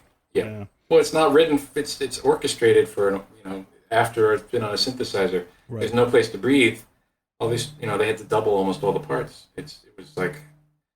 Yeah. Anyway, so that's the kind of thing. But Lulu, I can't get behind. I've tried. There's some good spots in it. It drives me a little crazy. Really? The interludes, I love the interludes, but there's some stuff in there that, again, enough. And I love Wojciech, so I don't know. It's weird. And that's the thing with the job, right? It's like you don't have to love it. No. To well, I mean, you don't have a choice sometimes, but it could be a full house of people that absolutely love it, and sometimes that energy can help, right? Yeah, oh yeah. And it's a bit back to that whole idea of the perception of what we do. It's okay if I feel like I don't like this opera, and still feel like I'm so lucky to have this job and play this opera I don't like. That never goes away. But there's so many times where like, you're lucky to have work. You're lucky. Don't ever complain. You get to do what you love. These days, especially, it's around negotiation years. It's one of those things that just really, it's actually insulting. It's like nobody likes their job all the time, right. But because we play music, it's supposed to be, well, you're lucky, so you're not allowed. Don't ever complain. It's like it's the whole American philosophy of you work and you make money. You're not supposed to like it. You work to make money. If you're doing something you enjoy, something's wrong, and you shouldn't be well compensated if you like it. That's, I think, a very odd way. It's a sad way of thinking, right? So it's not like I'm saying always going to be really grateful. Of course. But that doesn't mean I have to sit through a mountain with a smile. Give me a break. But like, playing in a ballet orchestra and having spent a lot of time playing opera too, I've talked to symphonic players and like, oh, how do you sit through those like really long, boring operas with like those really cheesy ballets? And I'm like, the same way you sit through the really shitty ABBA cover band you have to back up, in your Pops concerts. I get paid at the end of the week. It's like, also in the future, it's going to be something that I really love to play coming up really soon. So it's like, those moments where you dislike the job are so short-lived compared to how grateful you are for the opportunity. Right. And I don't know about you guys, but there's always, do you ever feel like, God, this is great. I love playing. This is easy. I'm having a blast all the time. Like it's hard. No, it's hard. Yeah. It's so hard. And it's not understood very well. I mean, I always want to tell people, oh, you still have to practice. You get that sometimes, right? Oh, you still have to practice? Yeah, I practice sometimes more than I'm playing. Right. Of course. It's a skill. It's a very it's a skill that you can't ever take for granted. You're always trying to get better, all the time. Always trying to figure some new thing out. And it does happen. Your body changes, you get older, and it's like, I guess that's not going to work anymore. You got to figure something out. In those kind of conversations, it usually just ends up leading to, when it's with non-musicians or people that don't understand the industry, it usually just leads to, you can put clear facts and figures about the amount that the arts stimulate the economy and how necessary they are. Yeah. So, I mean, that usually ends it when they don't think it's a real occupation. Yeah. I that comes up a lot. But what I'd like to do is, especially now, like this idea, had an idea to play something 2 different ways, or 3 or 4 or 5 different ways. Say, okay, let me just show you what's on the page. This is what's written. These are the notes. Here's some of the dynamics. This is how you play. Like this is the information on the page, and then record that, and then say, now let me show you 10 different ways that I can perform this and interpret it, and they're all legitimate. And the only reason I can do this is because of all the years of my life listening and studying. One of them you'll probably like better than the other ones, which means you've got some kind of aesthetic that's drawing you to something that moves you. Somebody else might like number 9. Somebody else might like, the people that like Philip Glass, they'll like that first one. The one with no affectations. Anyway, no. But you get the idea. Like you want to make the case like this is not pick it up, let's go kind of play. That was great, And I would also argue with some people that, like, have you ever been to the opera or to a symphony and one night you're moved beyond belief. You're either excited or you're in tears or whatever, and then you hear the same piece again. Maybe it's a different night or it's a different group or a recording, and you feel nothing. And you think, what? That about? Is that me? Mm-hmm. The timing? It's like, no, that's the magic. That's the thing. Like, that's why there's live music. That's why we straight, like, even if you're having an off night, you still give everything you can. And that's what makes one group a little different from another group. And that's why it's good. That's why it's valuable, I think that gets forgotten. And I think that's one way to kind of make that argument with people. Like, remember that night you went there and you were crying? That's because you got to hear a group of people that are giving something to you, that have worked really hard and thought a lot about it. And that's valuable, I hate the fact that we have to defend our values. It's insane. I know. I've been wrapped up in it for all these years, and it shouldn't be the case. It's not something we should ever have to say. We should just show up and give what we can and move people and make them feel good or bad. I remember when I did my senior year at Interlochen, and Joe Alessi came and did a whole week of like master classes and played with the band and stuff. And in this master class, someone said to him, one of the students said like, how does it feel to have a job where you're like 100% happy every day? And this was the first time I was exposed to someone. He gave a really good answer. Actually, he was like, it was kind of along the lines of what you said, Demian. Like, let me start by saying I am so grateful for what I have. Exactly. But he said there's inevitably going to be days. It could be like your life is chaotic and you don't want to be there because there's other things going on that are really important, or it could be the music, or it could be whatever. But there are days where you're just like, I don't want to be here, and you have to do it, and you have to do it for the sake of the music and for the sake of the listener. That like, I'm gonna no matter what, I'm gonna give 100%. But there's some days I'm more enthusiastic about it than others. And he also said, listen, also, I've played all this music now, all the standard repertoire, 40 different times. He said like, there's not a whole lot left of the old classics for me to experience. So I go elsewhere, like playing solos and putting out CDs and giving master classes like these that stimulate this thing inside of me. And that was the first time that I thought about like, how is that possible? Like, this guy is like in the New York Philharmonic, and but I found out as I matured, of course, that's true. There's just like you said, there's no job in the world that is perfect and people love 100% of the time. But we're pretty darn lucky that we play something that that gives back way more than like a 9 to 5 cubicle job. Yeah. I mean, we are so quick to say, look, I'm never gonna put this job down. I'm always going to say the grateful part first, especially in the cultural climate we're in. Because I found a letter, because I'm on the committee, in an old box. It was a handwritten letter from someone in the cafeteria who was complaining. It was brutal. It was just a little handwritten, scrawled out angry note that they were saying, you guys complain, you sit in the pit, you complain about, or you sit in the cafeteria complaining about conductors. You're so lucky, you don't deserve to be paid what you take this job for granted. And I thought, what did somebody say? What were they talking about? And now you've been in the cafeteria. That's the whole, that's the shop talk, that's the backstage stuff where you let it go. Like you're going to complain about the conductor sometimes because it's not good. And it may be because you didn't get the cue and it made your job harder and the interpretation's driving you crazy. But that's the fun part, right? I mean, that makes you better by talking and complaining and figuring stuff out. It's not like you're not appreciating the job. But but what was behind that letter is, you are a musician and you're lucky to be playing music. Shut up. That's it. Yeah. Like, no understanding of what's going on behind the job. Like, if you complain about your boss in a lousy job, that's okay. If you can have a great job and complain about the conductor, you're some kind of entitled jerk. That's weird. I know why, but it's like, come on, that's not fair. There was one time I was subbing down in the Atlanta Symphony, and the backstage area there, they tend to meet up after a concert, the musicians, and someone has like, a bottle of something in their locker, kind of like the locker room at the Met. They'll have a little, nip of scotch or something like that.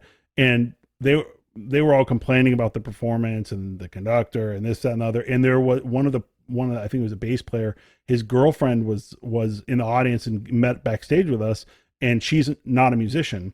And so she's hearing everyone complaining about this, that, and the other. And at some point she goes, well, hold on. I thought you guys were supposed to like what you did. Oh, yeah. And then everyone's like, no. We love what we do. It's just that we wish it was better sometimes, and we're frustrated, and we want it to be. It's like it comes out of a place of passion, and it seems negative, but it really does come from a place of passion. Oh, absolutely, yeah. That's all it is. And there's just somebody up there who's either going to make it easier and better and inspire you, or really be a bad night. Yeah.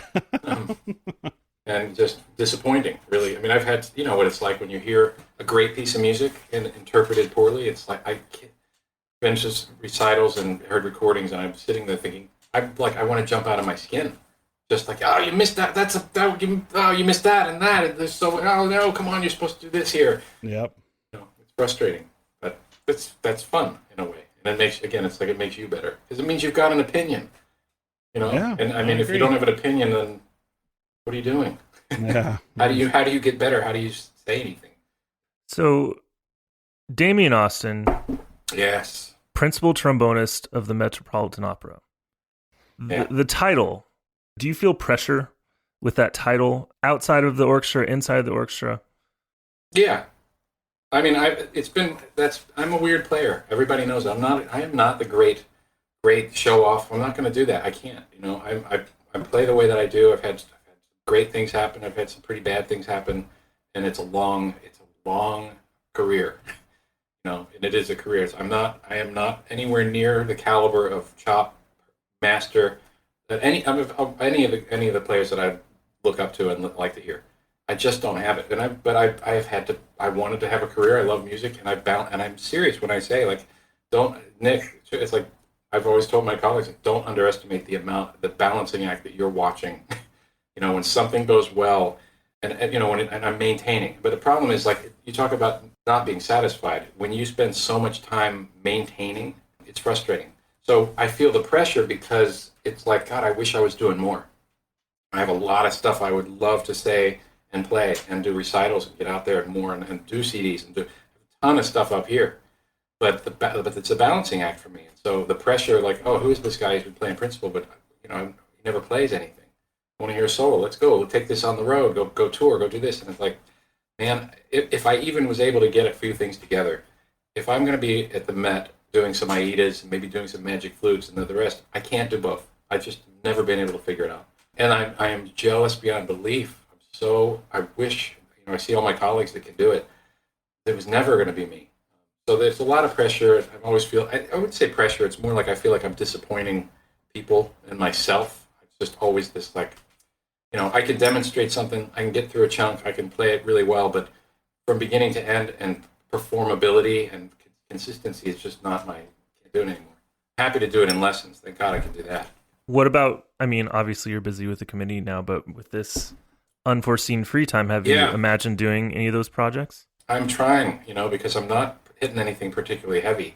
But what I'm finding, and what's got me concerned, is I'm doing a lot of fundamentals. I'm doing, I can teach all the things I can teach myself and all the changes and everything that I figured out over the years to keep it together. But for me now, I just turned 50, not that that's that old, but body changes. And this part, after so much overuse for so many years, is just, it doesn't want to cooperate very, very much. And as I'm trying to take my own advice, take my own medicine with playing, and every now and then, I'll feel like, okay, this is it. I can build from here. This is a good place. I warmed up right. Last few days, no problem. I'm not pushing myself. So I'll get through a piece of music, and I'll get about halfway through the page thinking, all right, back. And then I'll go for a little bit more. I never overdo it. There's no point right now anyway. And inevitably, over the next 2 days, it's like, uh-oh, what happened? No. And it just starts going downhill. It's the most elusive, frustrating thing. And I know that it's physical. I've beat myself up over years. Like, is it me? Am I just not practicing right? What is it? This part of my lip inside, the texture changes. It physically changes. So I'll play just a B flat warm up. One day, beautiful, no problem. Next day, it's like, come on. And it just physically does not vibrate the same way. And so all these other things, especially little light articulation in the middle range, it does not want to go. It just won't vibrate. And I'm doing everything the same as I did the day or two before. So pressure, yeah. Disappointment, all of that. It's been very, very frustrating. Thank God I'm about to get fired. He just took a big drink after he said that. It's a testament. I don't know. This is obviously one of the toughest times, and it's a testament to your fortitude, though, that you've stayed in arguably one of the hardest jobs in the world, not feeling 100%, and you've made such good music, which at the end of the day is the most important thing, over so many years. And you say you don't perform much. You're performing all the time. Well, there's that. Yeah, that's the thing. And that was the acceptance. It was like, this is it. This is what I'm going to do. All these other things, probably not going to get to do it. Nick, I'd like to ask you some questions about what it's like in the pit. Do you ever, would you call it a kind of an uptight professional, really we're going to put this together? And in the intermission, it's like, guys, that wasn't acceptable. Let's go work it out in the back room. We need to go have a little sectional. Like, am I that guy? Pretty much. Well, I've never heard someone call the back room in a sectional Texas Hold'em at the poker table. Oh, that's interesting. I'm just, as long because I may never see you again. I just like to say I'm sorry for making the pit environment so very, very uptight. But I think the quality, the product that we get from me being so focused and professional every night. Yeah, you almost never talk in the pit. I wish you would talk more. I'm giving you an out here. You're supposed to tell the world how out of control it is in the pit. I've heard some stories.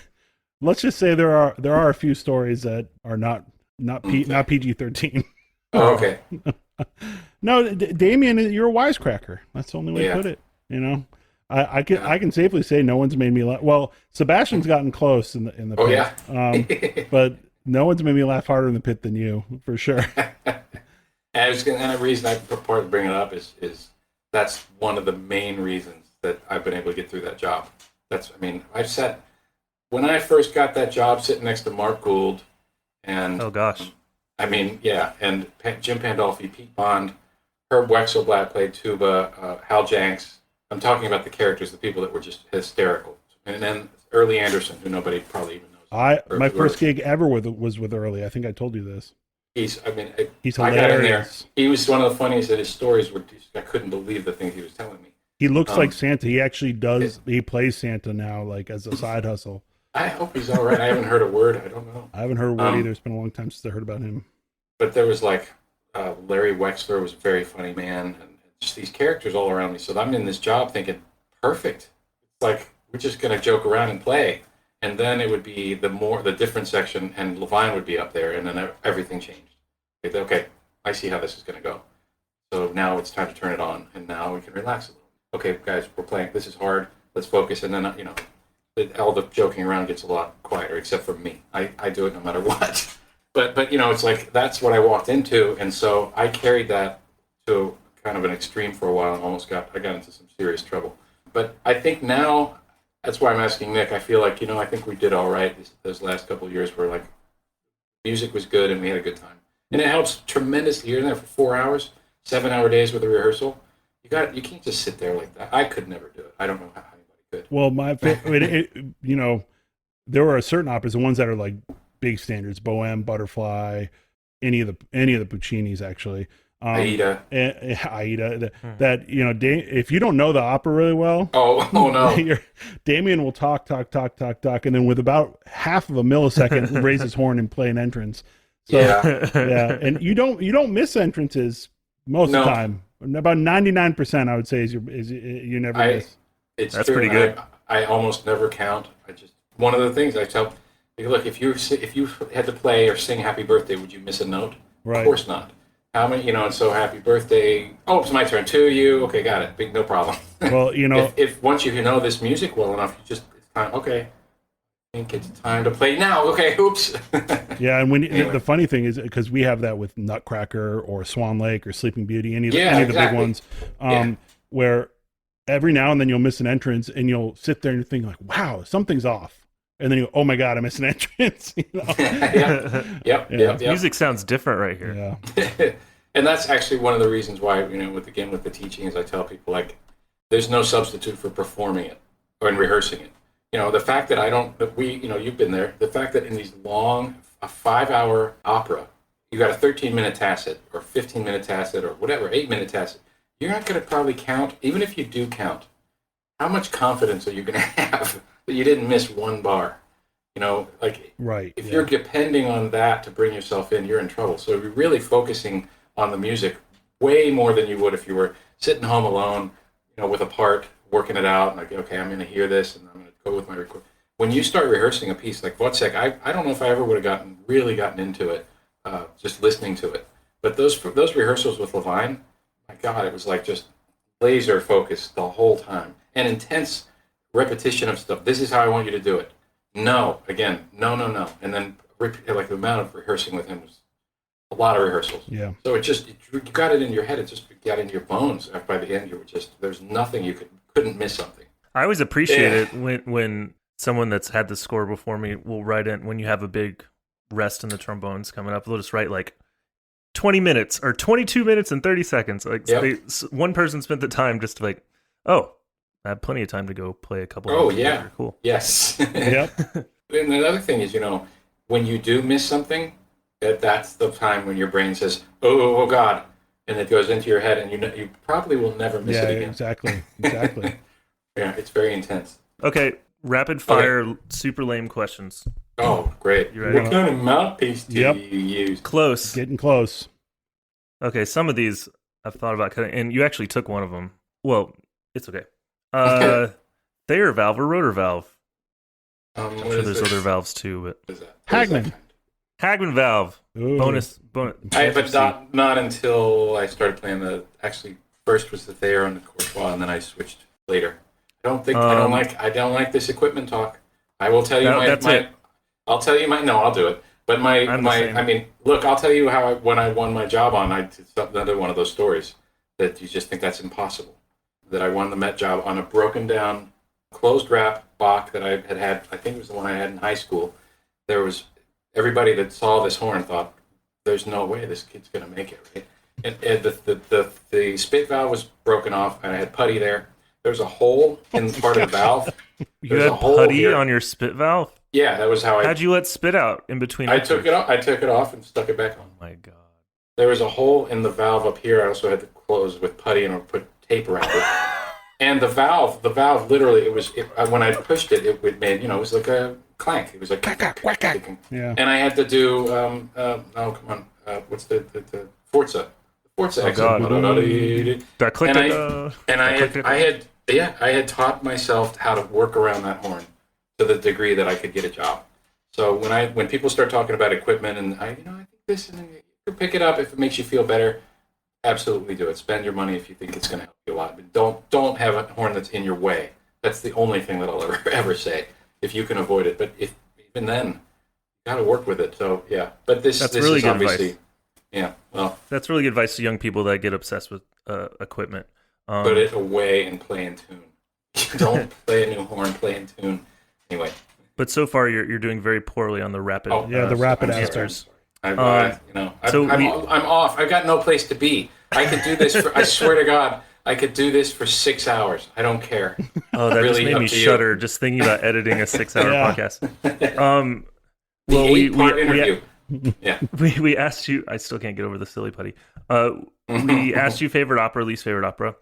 So now to another lame question. Yamaha trombotine or Slido mix? Oh boy, I am real bad at maintenance. You just use some water and some... I'm telling you, I have that Yamaha stuff in my case, and if I don't have access to it, then I think I still have trombotine in my locker. I don't really... It does gum up. You got to be careful with it. But I probably put stuff on my slide once every couple weeks. Jeez. It's like, oh man, why is my slide not working? Oh, how long was it? We're going to have to put a disclaimer on this episode. Yeah, I'm the worst. I'm the worst. I'm the worst. I'm interested to hear your answer to this one. This is more conceptual. Wait, does that mean you weren't interested in the other one? Correct. Not as much. No. That's fine. No, I just think. I'm also not interested in what I have to say. I think. I have a feeling you'll have good answers now. The pressure's on. Is fifth position real? Oh, really? You want to talk about alternate positions with me? You need another hour. No. If it just exists in any way, shape, or form. Yes. Or is it a construct? No, you need that one. It's important. One of my favorites. You can't play it's one of your favorites. You can't play anything lyrical in that middle range if you don't get used to playing on the fifth position. Isn't that where you play #F? Wow. F hashtag, right? Well, it's written #F. I am really unforgiving with my students with the alternate positions. I insist. That's like, I want your B flat to sound as good as a B natural because you're going to need it. And I want you to play a D in fourth because it's the same, it should feel the same as the E flat. And I want you to play an F in fourth because if you ever play a scale and there's a half step there, if you want it to sound pretty, you really don't have much of a choice. So this going across breaks and like F whatever at the fifth position. I don't understand. I see it constantly. I just think, God, it's so much harder. What are you doing? So yes, it exists. Okay. Ooh, passionate. We've confirmed that it's real. I have convinced professional players. I don't know if I know that he probably wouldn't mind if I mentioned it. But I've gotten into not fights, but gotten pretty passionate about it. And I'm like, okay, close your eyes. I'm going to play it 2 ways. Play both ways, and I want you to tell me which one sounds better. And it's always better the other way. Always, always, always. Anyway. What the other way using alternate? Like alternates, yeah. Yeah, like, sensible alternate positions. Yeah, like more so symphonic. If you're not playing out in fourth, fifth, and for all those D's, F's, and B flats, then you can't.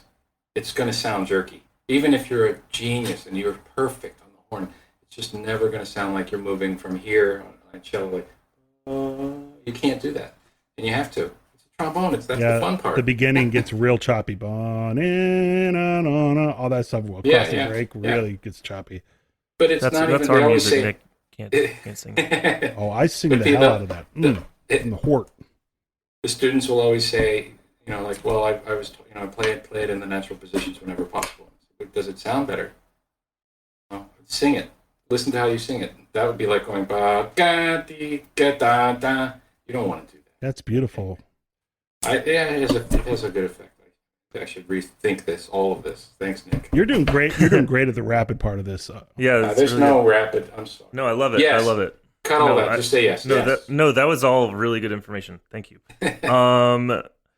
This might be hard because you've had so many amazing concerts, but your most memorable concert experience?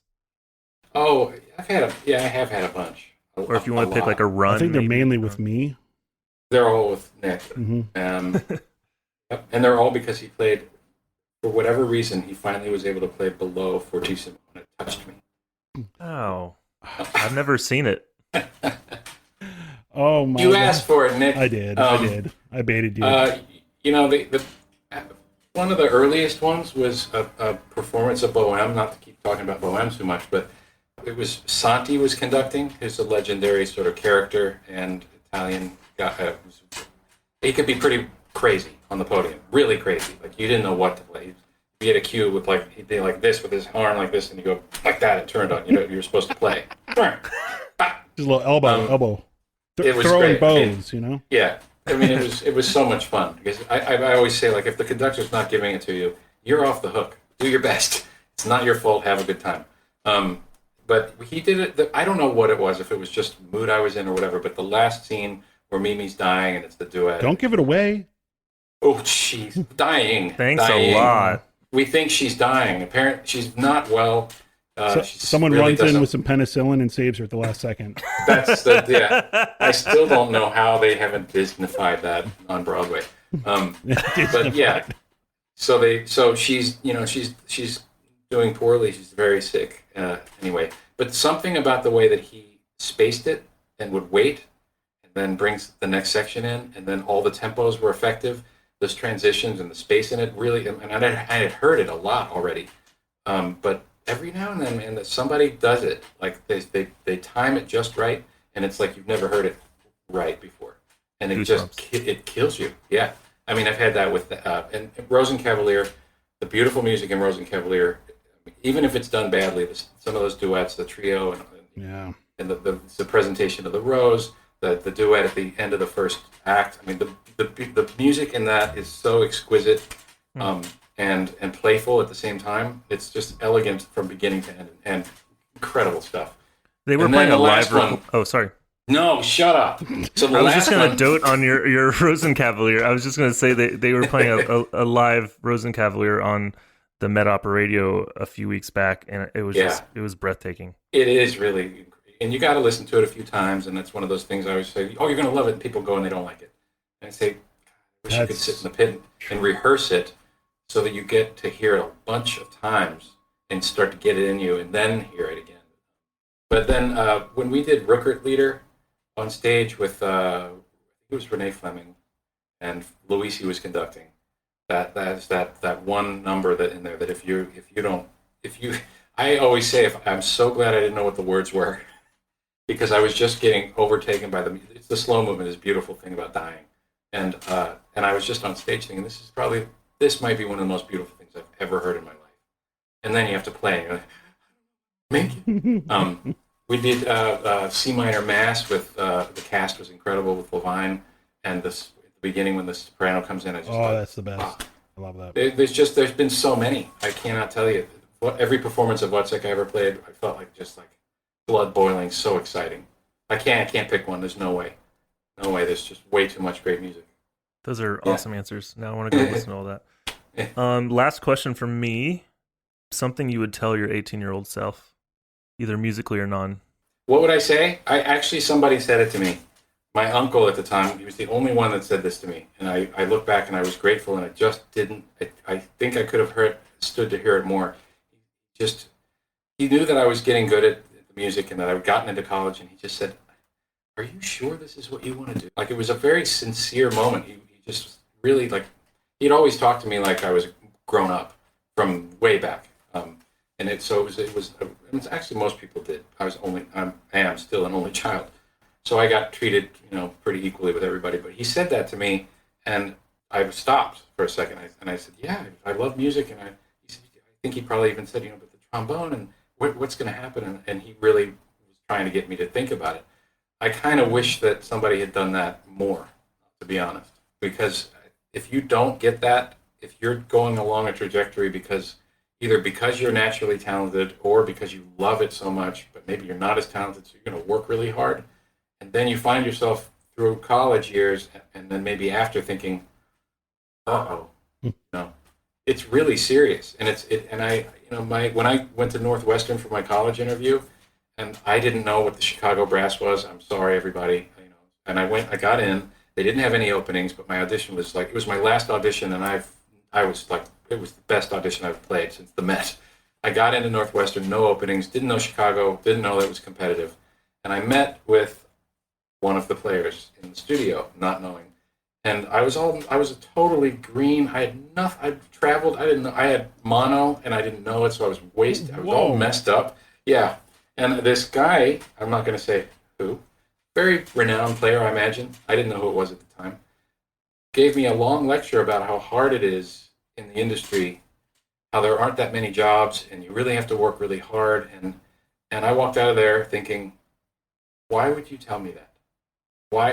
That's the last thing I ever wanted to hear, And it's just like, well, you got to balance the reality with it. He'd never heard me play, It was like this whole idea. So while I'm really glad that I got that question, and I wish that I'd had a little bit more of it, I don't think you can actually ask that question to an 18-year-old. I don't think they're going to understand it. I mean, maybe a little bit, but if you're on a path at that stage when you're in your teenage years and somebody tells you you're good at something, what are you going to do? Say, yeah, I know I'm good at this, but screw this, I'm out of here. No teenager does that.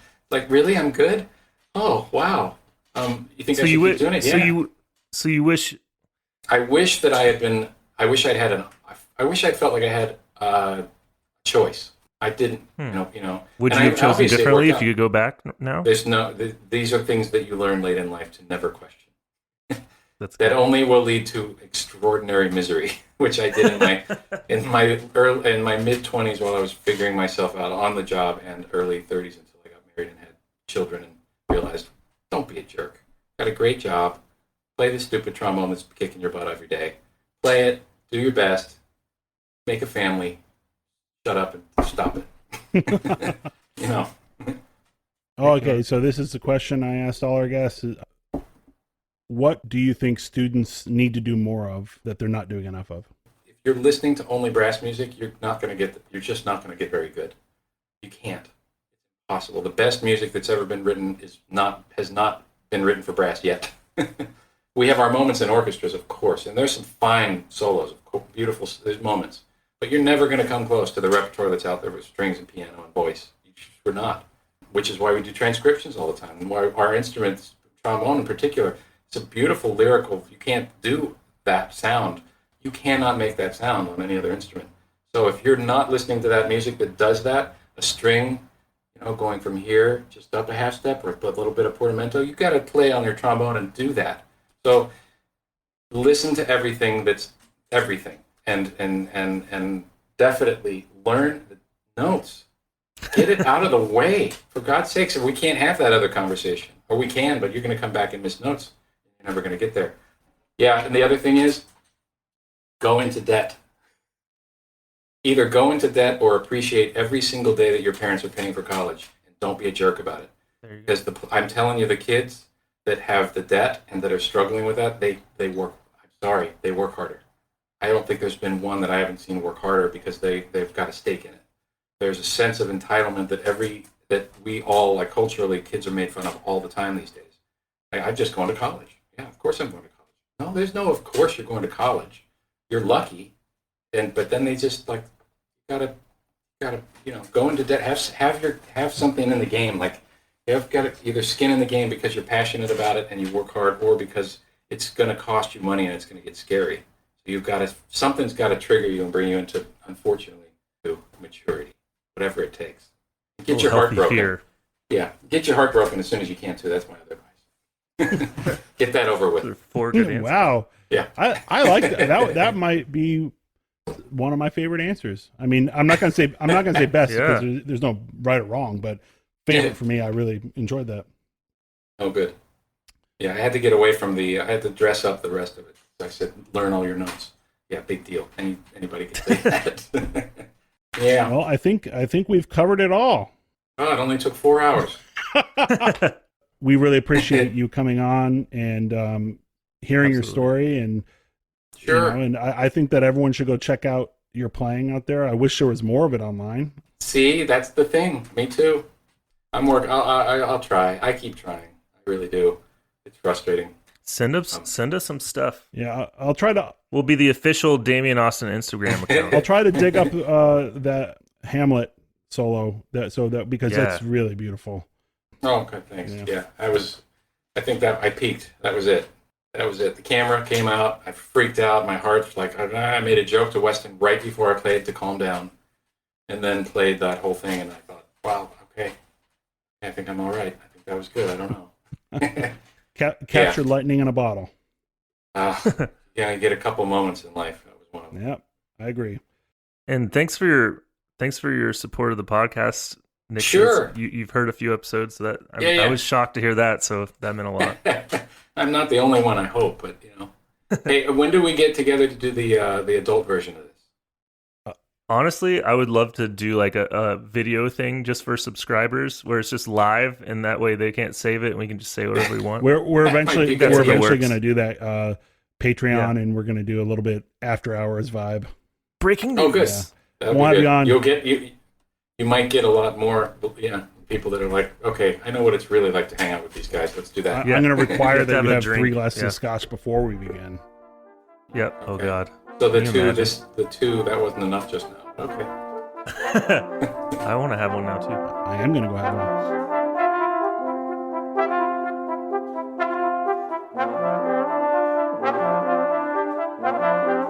What is there to say about Demian? He is probably the best balding trombonist I know.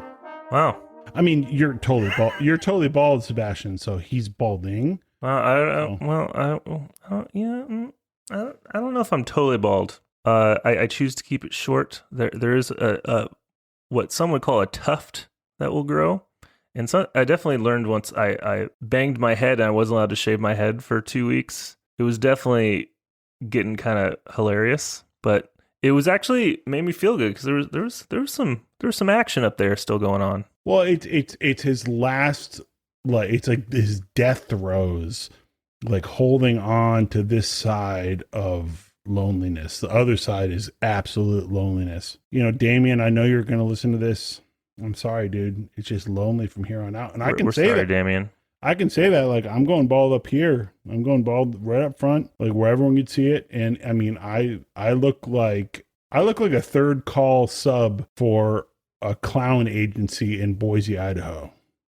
Man, you offended so many people just now. That's like our demographic of listeners.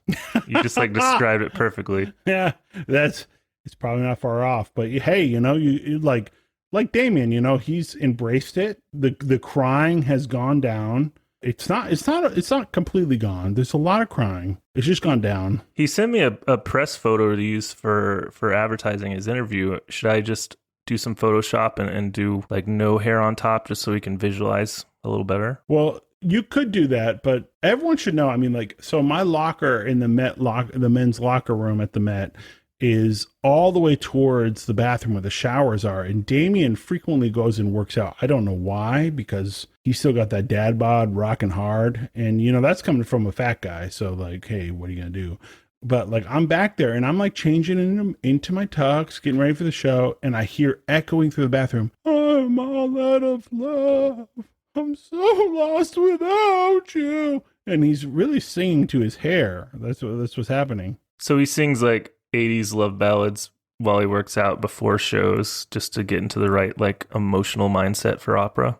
Yeah, and everyone else should also know, and this is 100% true, and so was everything before this, just for the record, he rollerblades to and from work. That actually is, he really does. Oh my God, I love that fact. He rollerblades everywhere because... Why didn't we talk about this in the interview? I know, we should have. In fact, actually... Did you refer to him as his blades? I wish he would, I guess. I'll meet you there. Gotta throw on my blades. Gotta get them blades. So I told him once at a Met party I was at, I said, hey, Demian, I just got a new pair of rollerblades. And he started laughing hysterically. And I said, what are you laughing about? And he was just laughing too hard. And he said, oh, I can't say it. I said, are you laughing about a fat guy on rollerblades? And he said, yeah, that's what I'm laughing about. And I was just like, you know, Demian he's, how do I put it? He's the asshole that is the most lovely asshole on the planet. Just, I love the guy to death.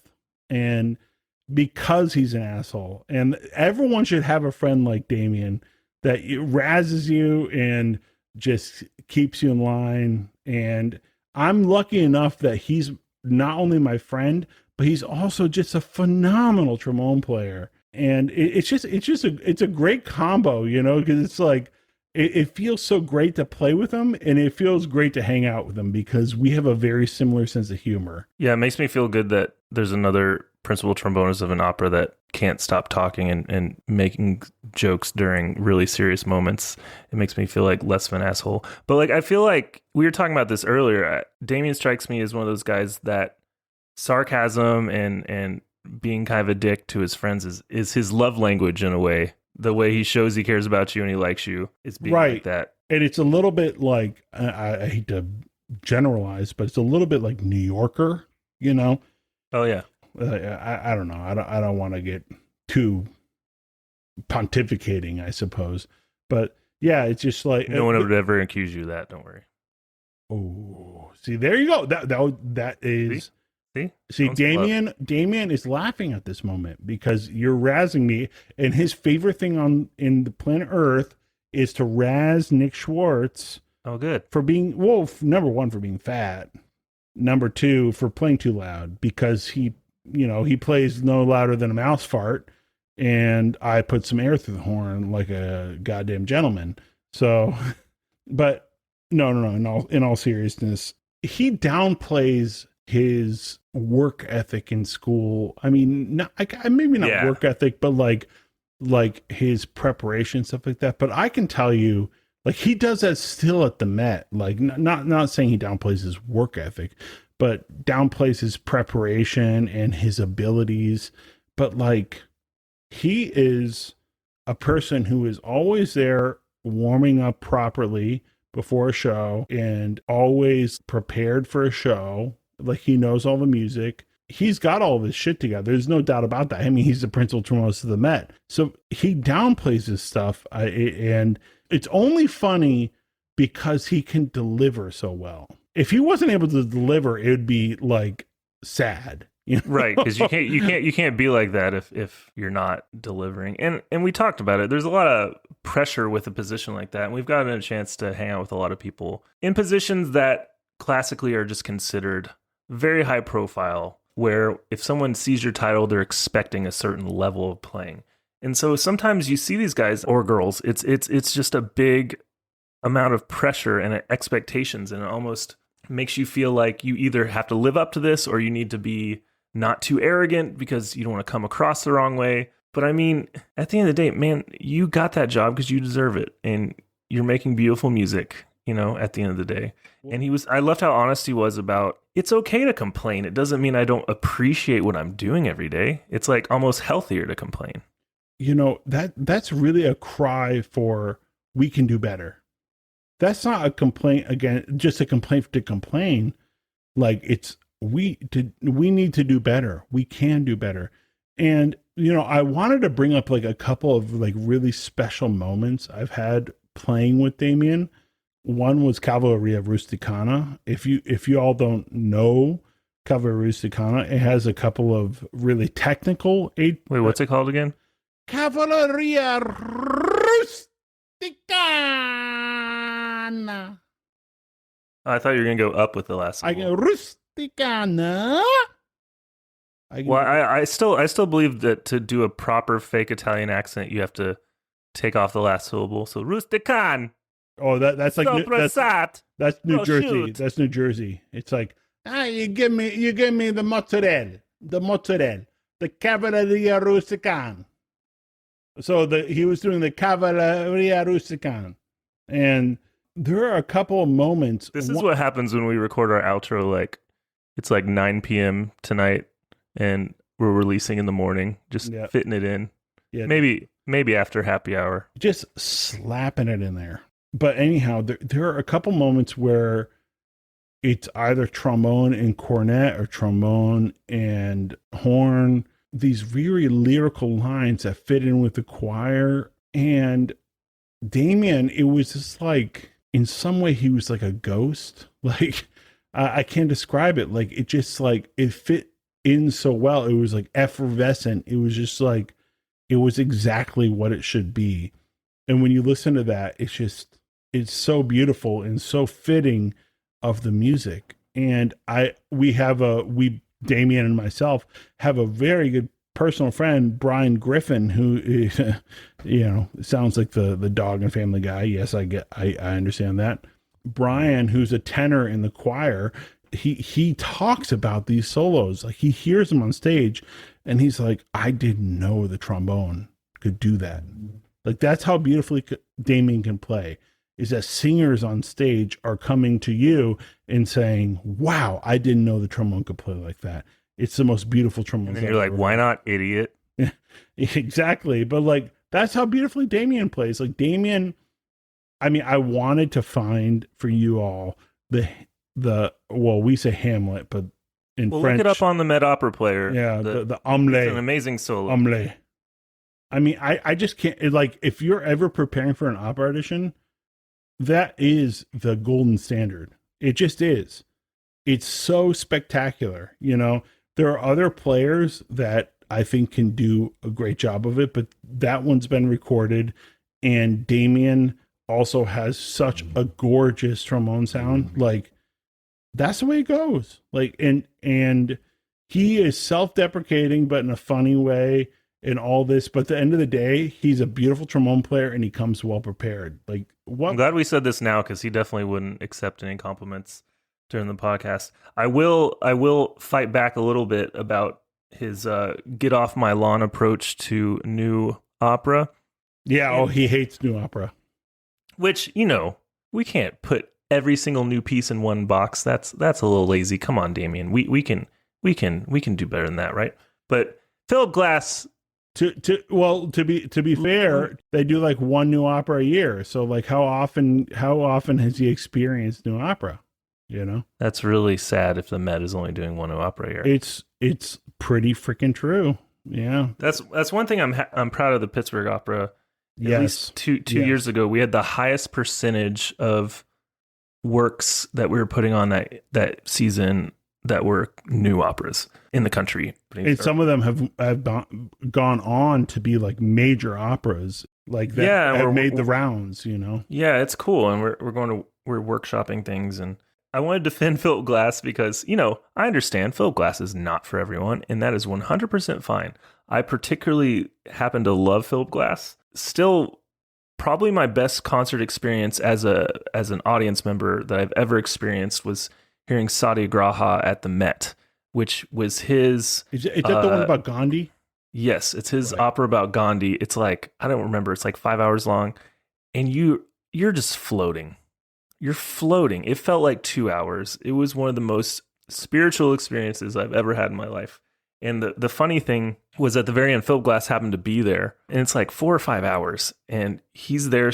He's sitting just a few rows in front of me, and so the opera comes to an end. It's this amazing closing, and in that few split seconds after the music ends, before the applause starts, there's a man in the very back row, kind of in the upper tier. Boo! Just like, and Philip Glass is right there, and I'm sure Philip Glass is like no stranger to that. It's just hilarious. Like, bro, if you hated it this much, why did you sit there for 5 hours? Like, just leave.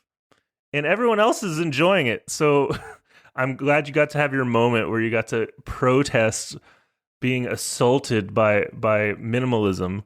But I mean, anyways, it didn't ruin my experience. It actually, I thought it was hilarious. But you know what? Right now, I would take a whole audience of booing rather than no audience at all. Oh man, it's to have a formed opinion. I mean, like that's why I love. First of all, that's what I love about New York audiences. Is like, you will hear booing sometimes in New York audiences. I've definitely heard it both in all three ensembles in Lincoln Center. I've heard it in the ballet, I've heard it in the Met, and I've heard it in the Philharmonic. And that's why my dream is always to, and I've talked to singers who have a similar dream, is to sing at La Scala.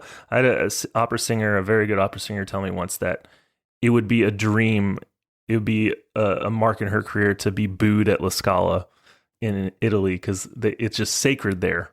Right. You know? That would be so cool to experience that, and that's originally how it was. Well, this is what I tell my students. I'll tell them this. It's like, you can go into an audition and you can play however you want, but do not be forgettable. You should be awesome or terrible. In between is horrible. Well, I've done a very good job at that then. Yeah, me too. But like, I've been on the other side of auditions where you're playing, or sorry, you're listening and you're going through your notes and you're saying, number 24, I wrote maybe, and I don't remember anything about them, you know? And it's like, you better give an awesome performance or a terrible performance. But both of those come from the same place of giving it your all. Yeah, basically go for it. Yeah. Yeah. So in my other Philip Glass, well, I've had a few more Philip Glass experiences. I did a recording session once for him for this Australian wine commercial, and it was in true Philip Glass fashion. I showed up, and the trombone part was rests for like 80 measures and then 5 measures of whole notes. then I was out, and I got paid as much as everyone else, which was very good. And then we actually did a Philip Glass opera at the Pittsburgh Opera, Orfeo, his version of Orpheus. I think he wrote in the early 90s. It was only for 1 trumpet, 1 horn, 1 trombone, and strings and everything else. But he actually came to our dress rehearsal, and it's like 80 pages of long tones in the staff. Like, I wouldn't even warm up for it, because the entire opera is just a nice, peaceful warm up. And I know some people don't like that, but it wasn't that hard to concentrate, and you just feel like you're floating and meditating the whole time. And so he's there, and I got my buddy Chris Coletti to come sub. He was in the Canadian Brass at the time, world-class trumpet player, so that was really cool.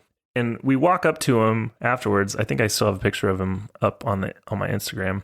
And I told him I was a trombone player, and he grabbed my arm with both hands. He's like, oh, and like shook it. He's like, oh, really nice to meet you. Are you playing it on a bass trombone? And I was like, no, not quite. Well, because the bass trombone is the superior trombone. I mean, it says trombone on the part. It's very logical to play it on a bass trombone, because it's pretty much just in the staff the whole time. And it worked fine. And it was fine, but it was just like the first thing, you don't want to disappoint Phil Glass. And then he's like, I used to play the bass trumpet in the marching band.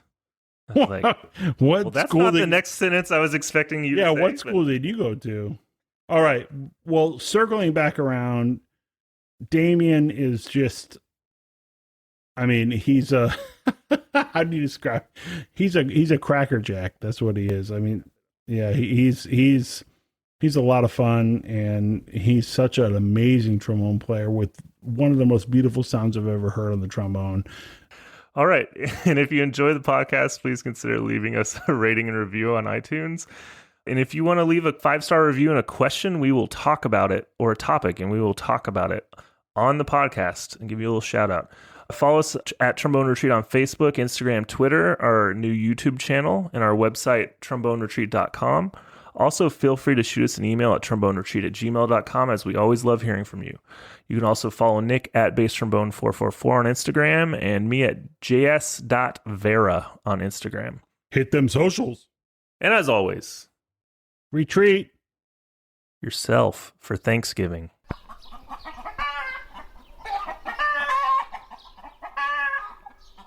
Gosh, folks, I just hope everything comes together for you, from the turkey to the potatoes, and you and everyone with you can come together and have a wonderful and happy big old Thanksgiving and a nice burp afterwards.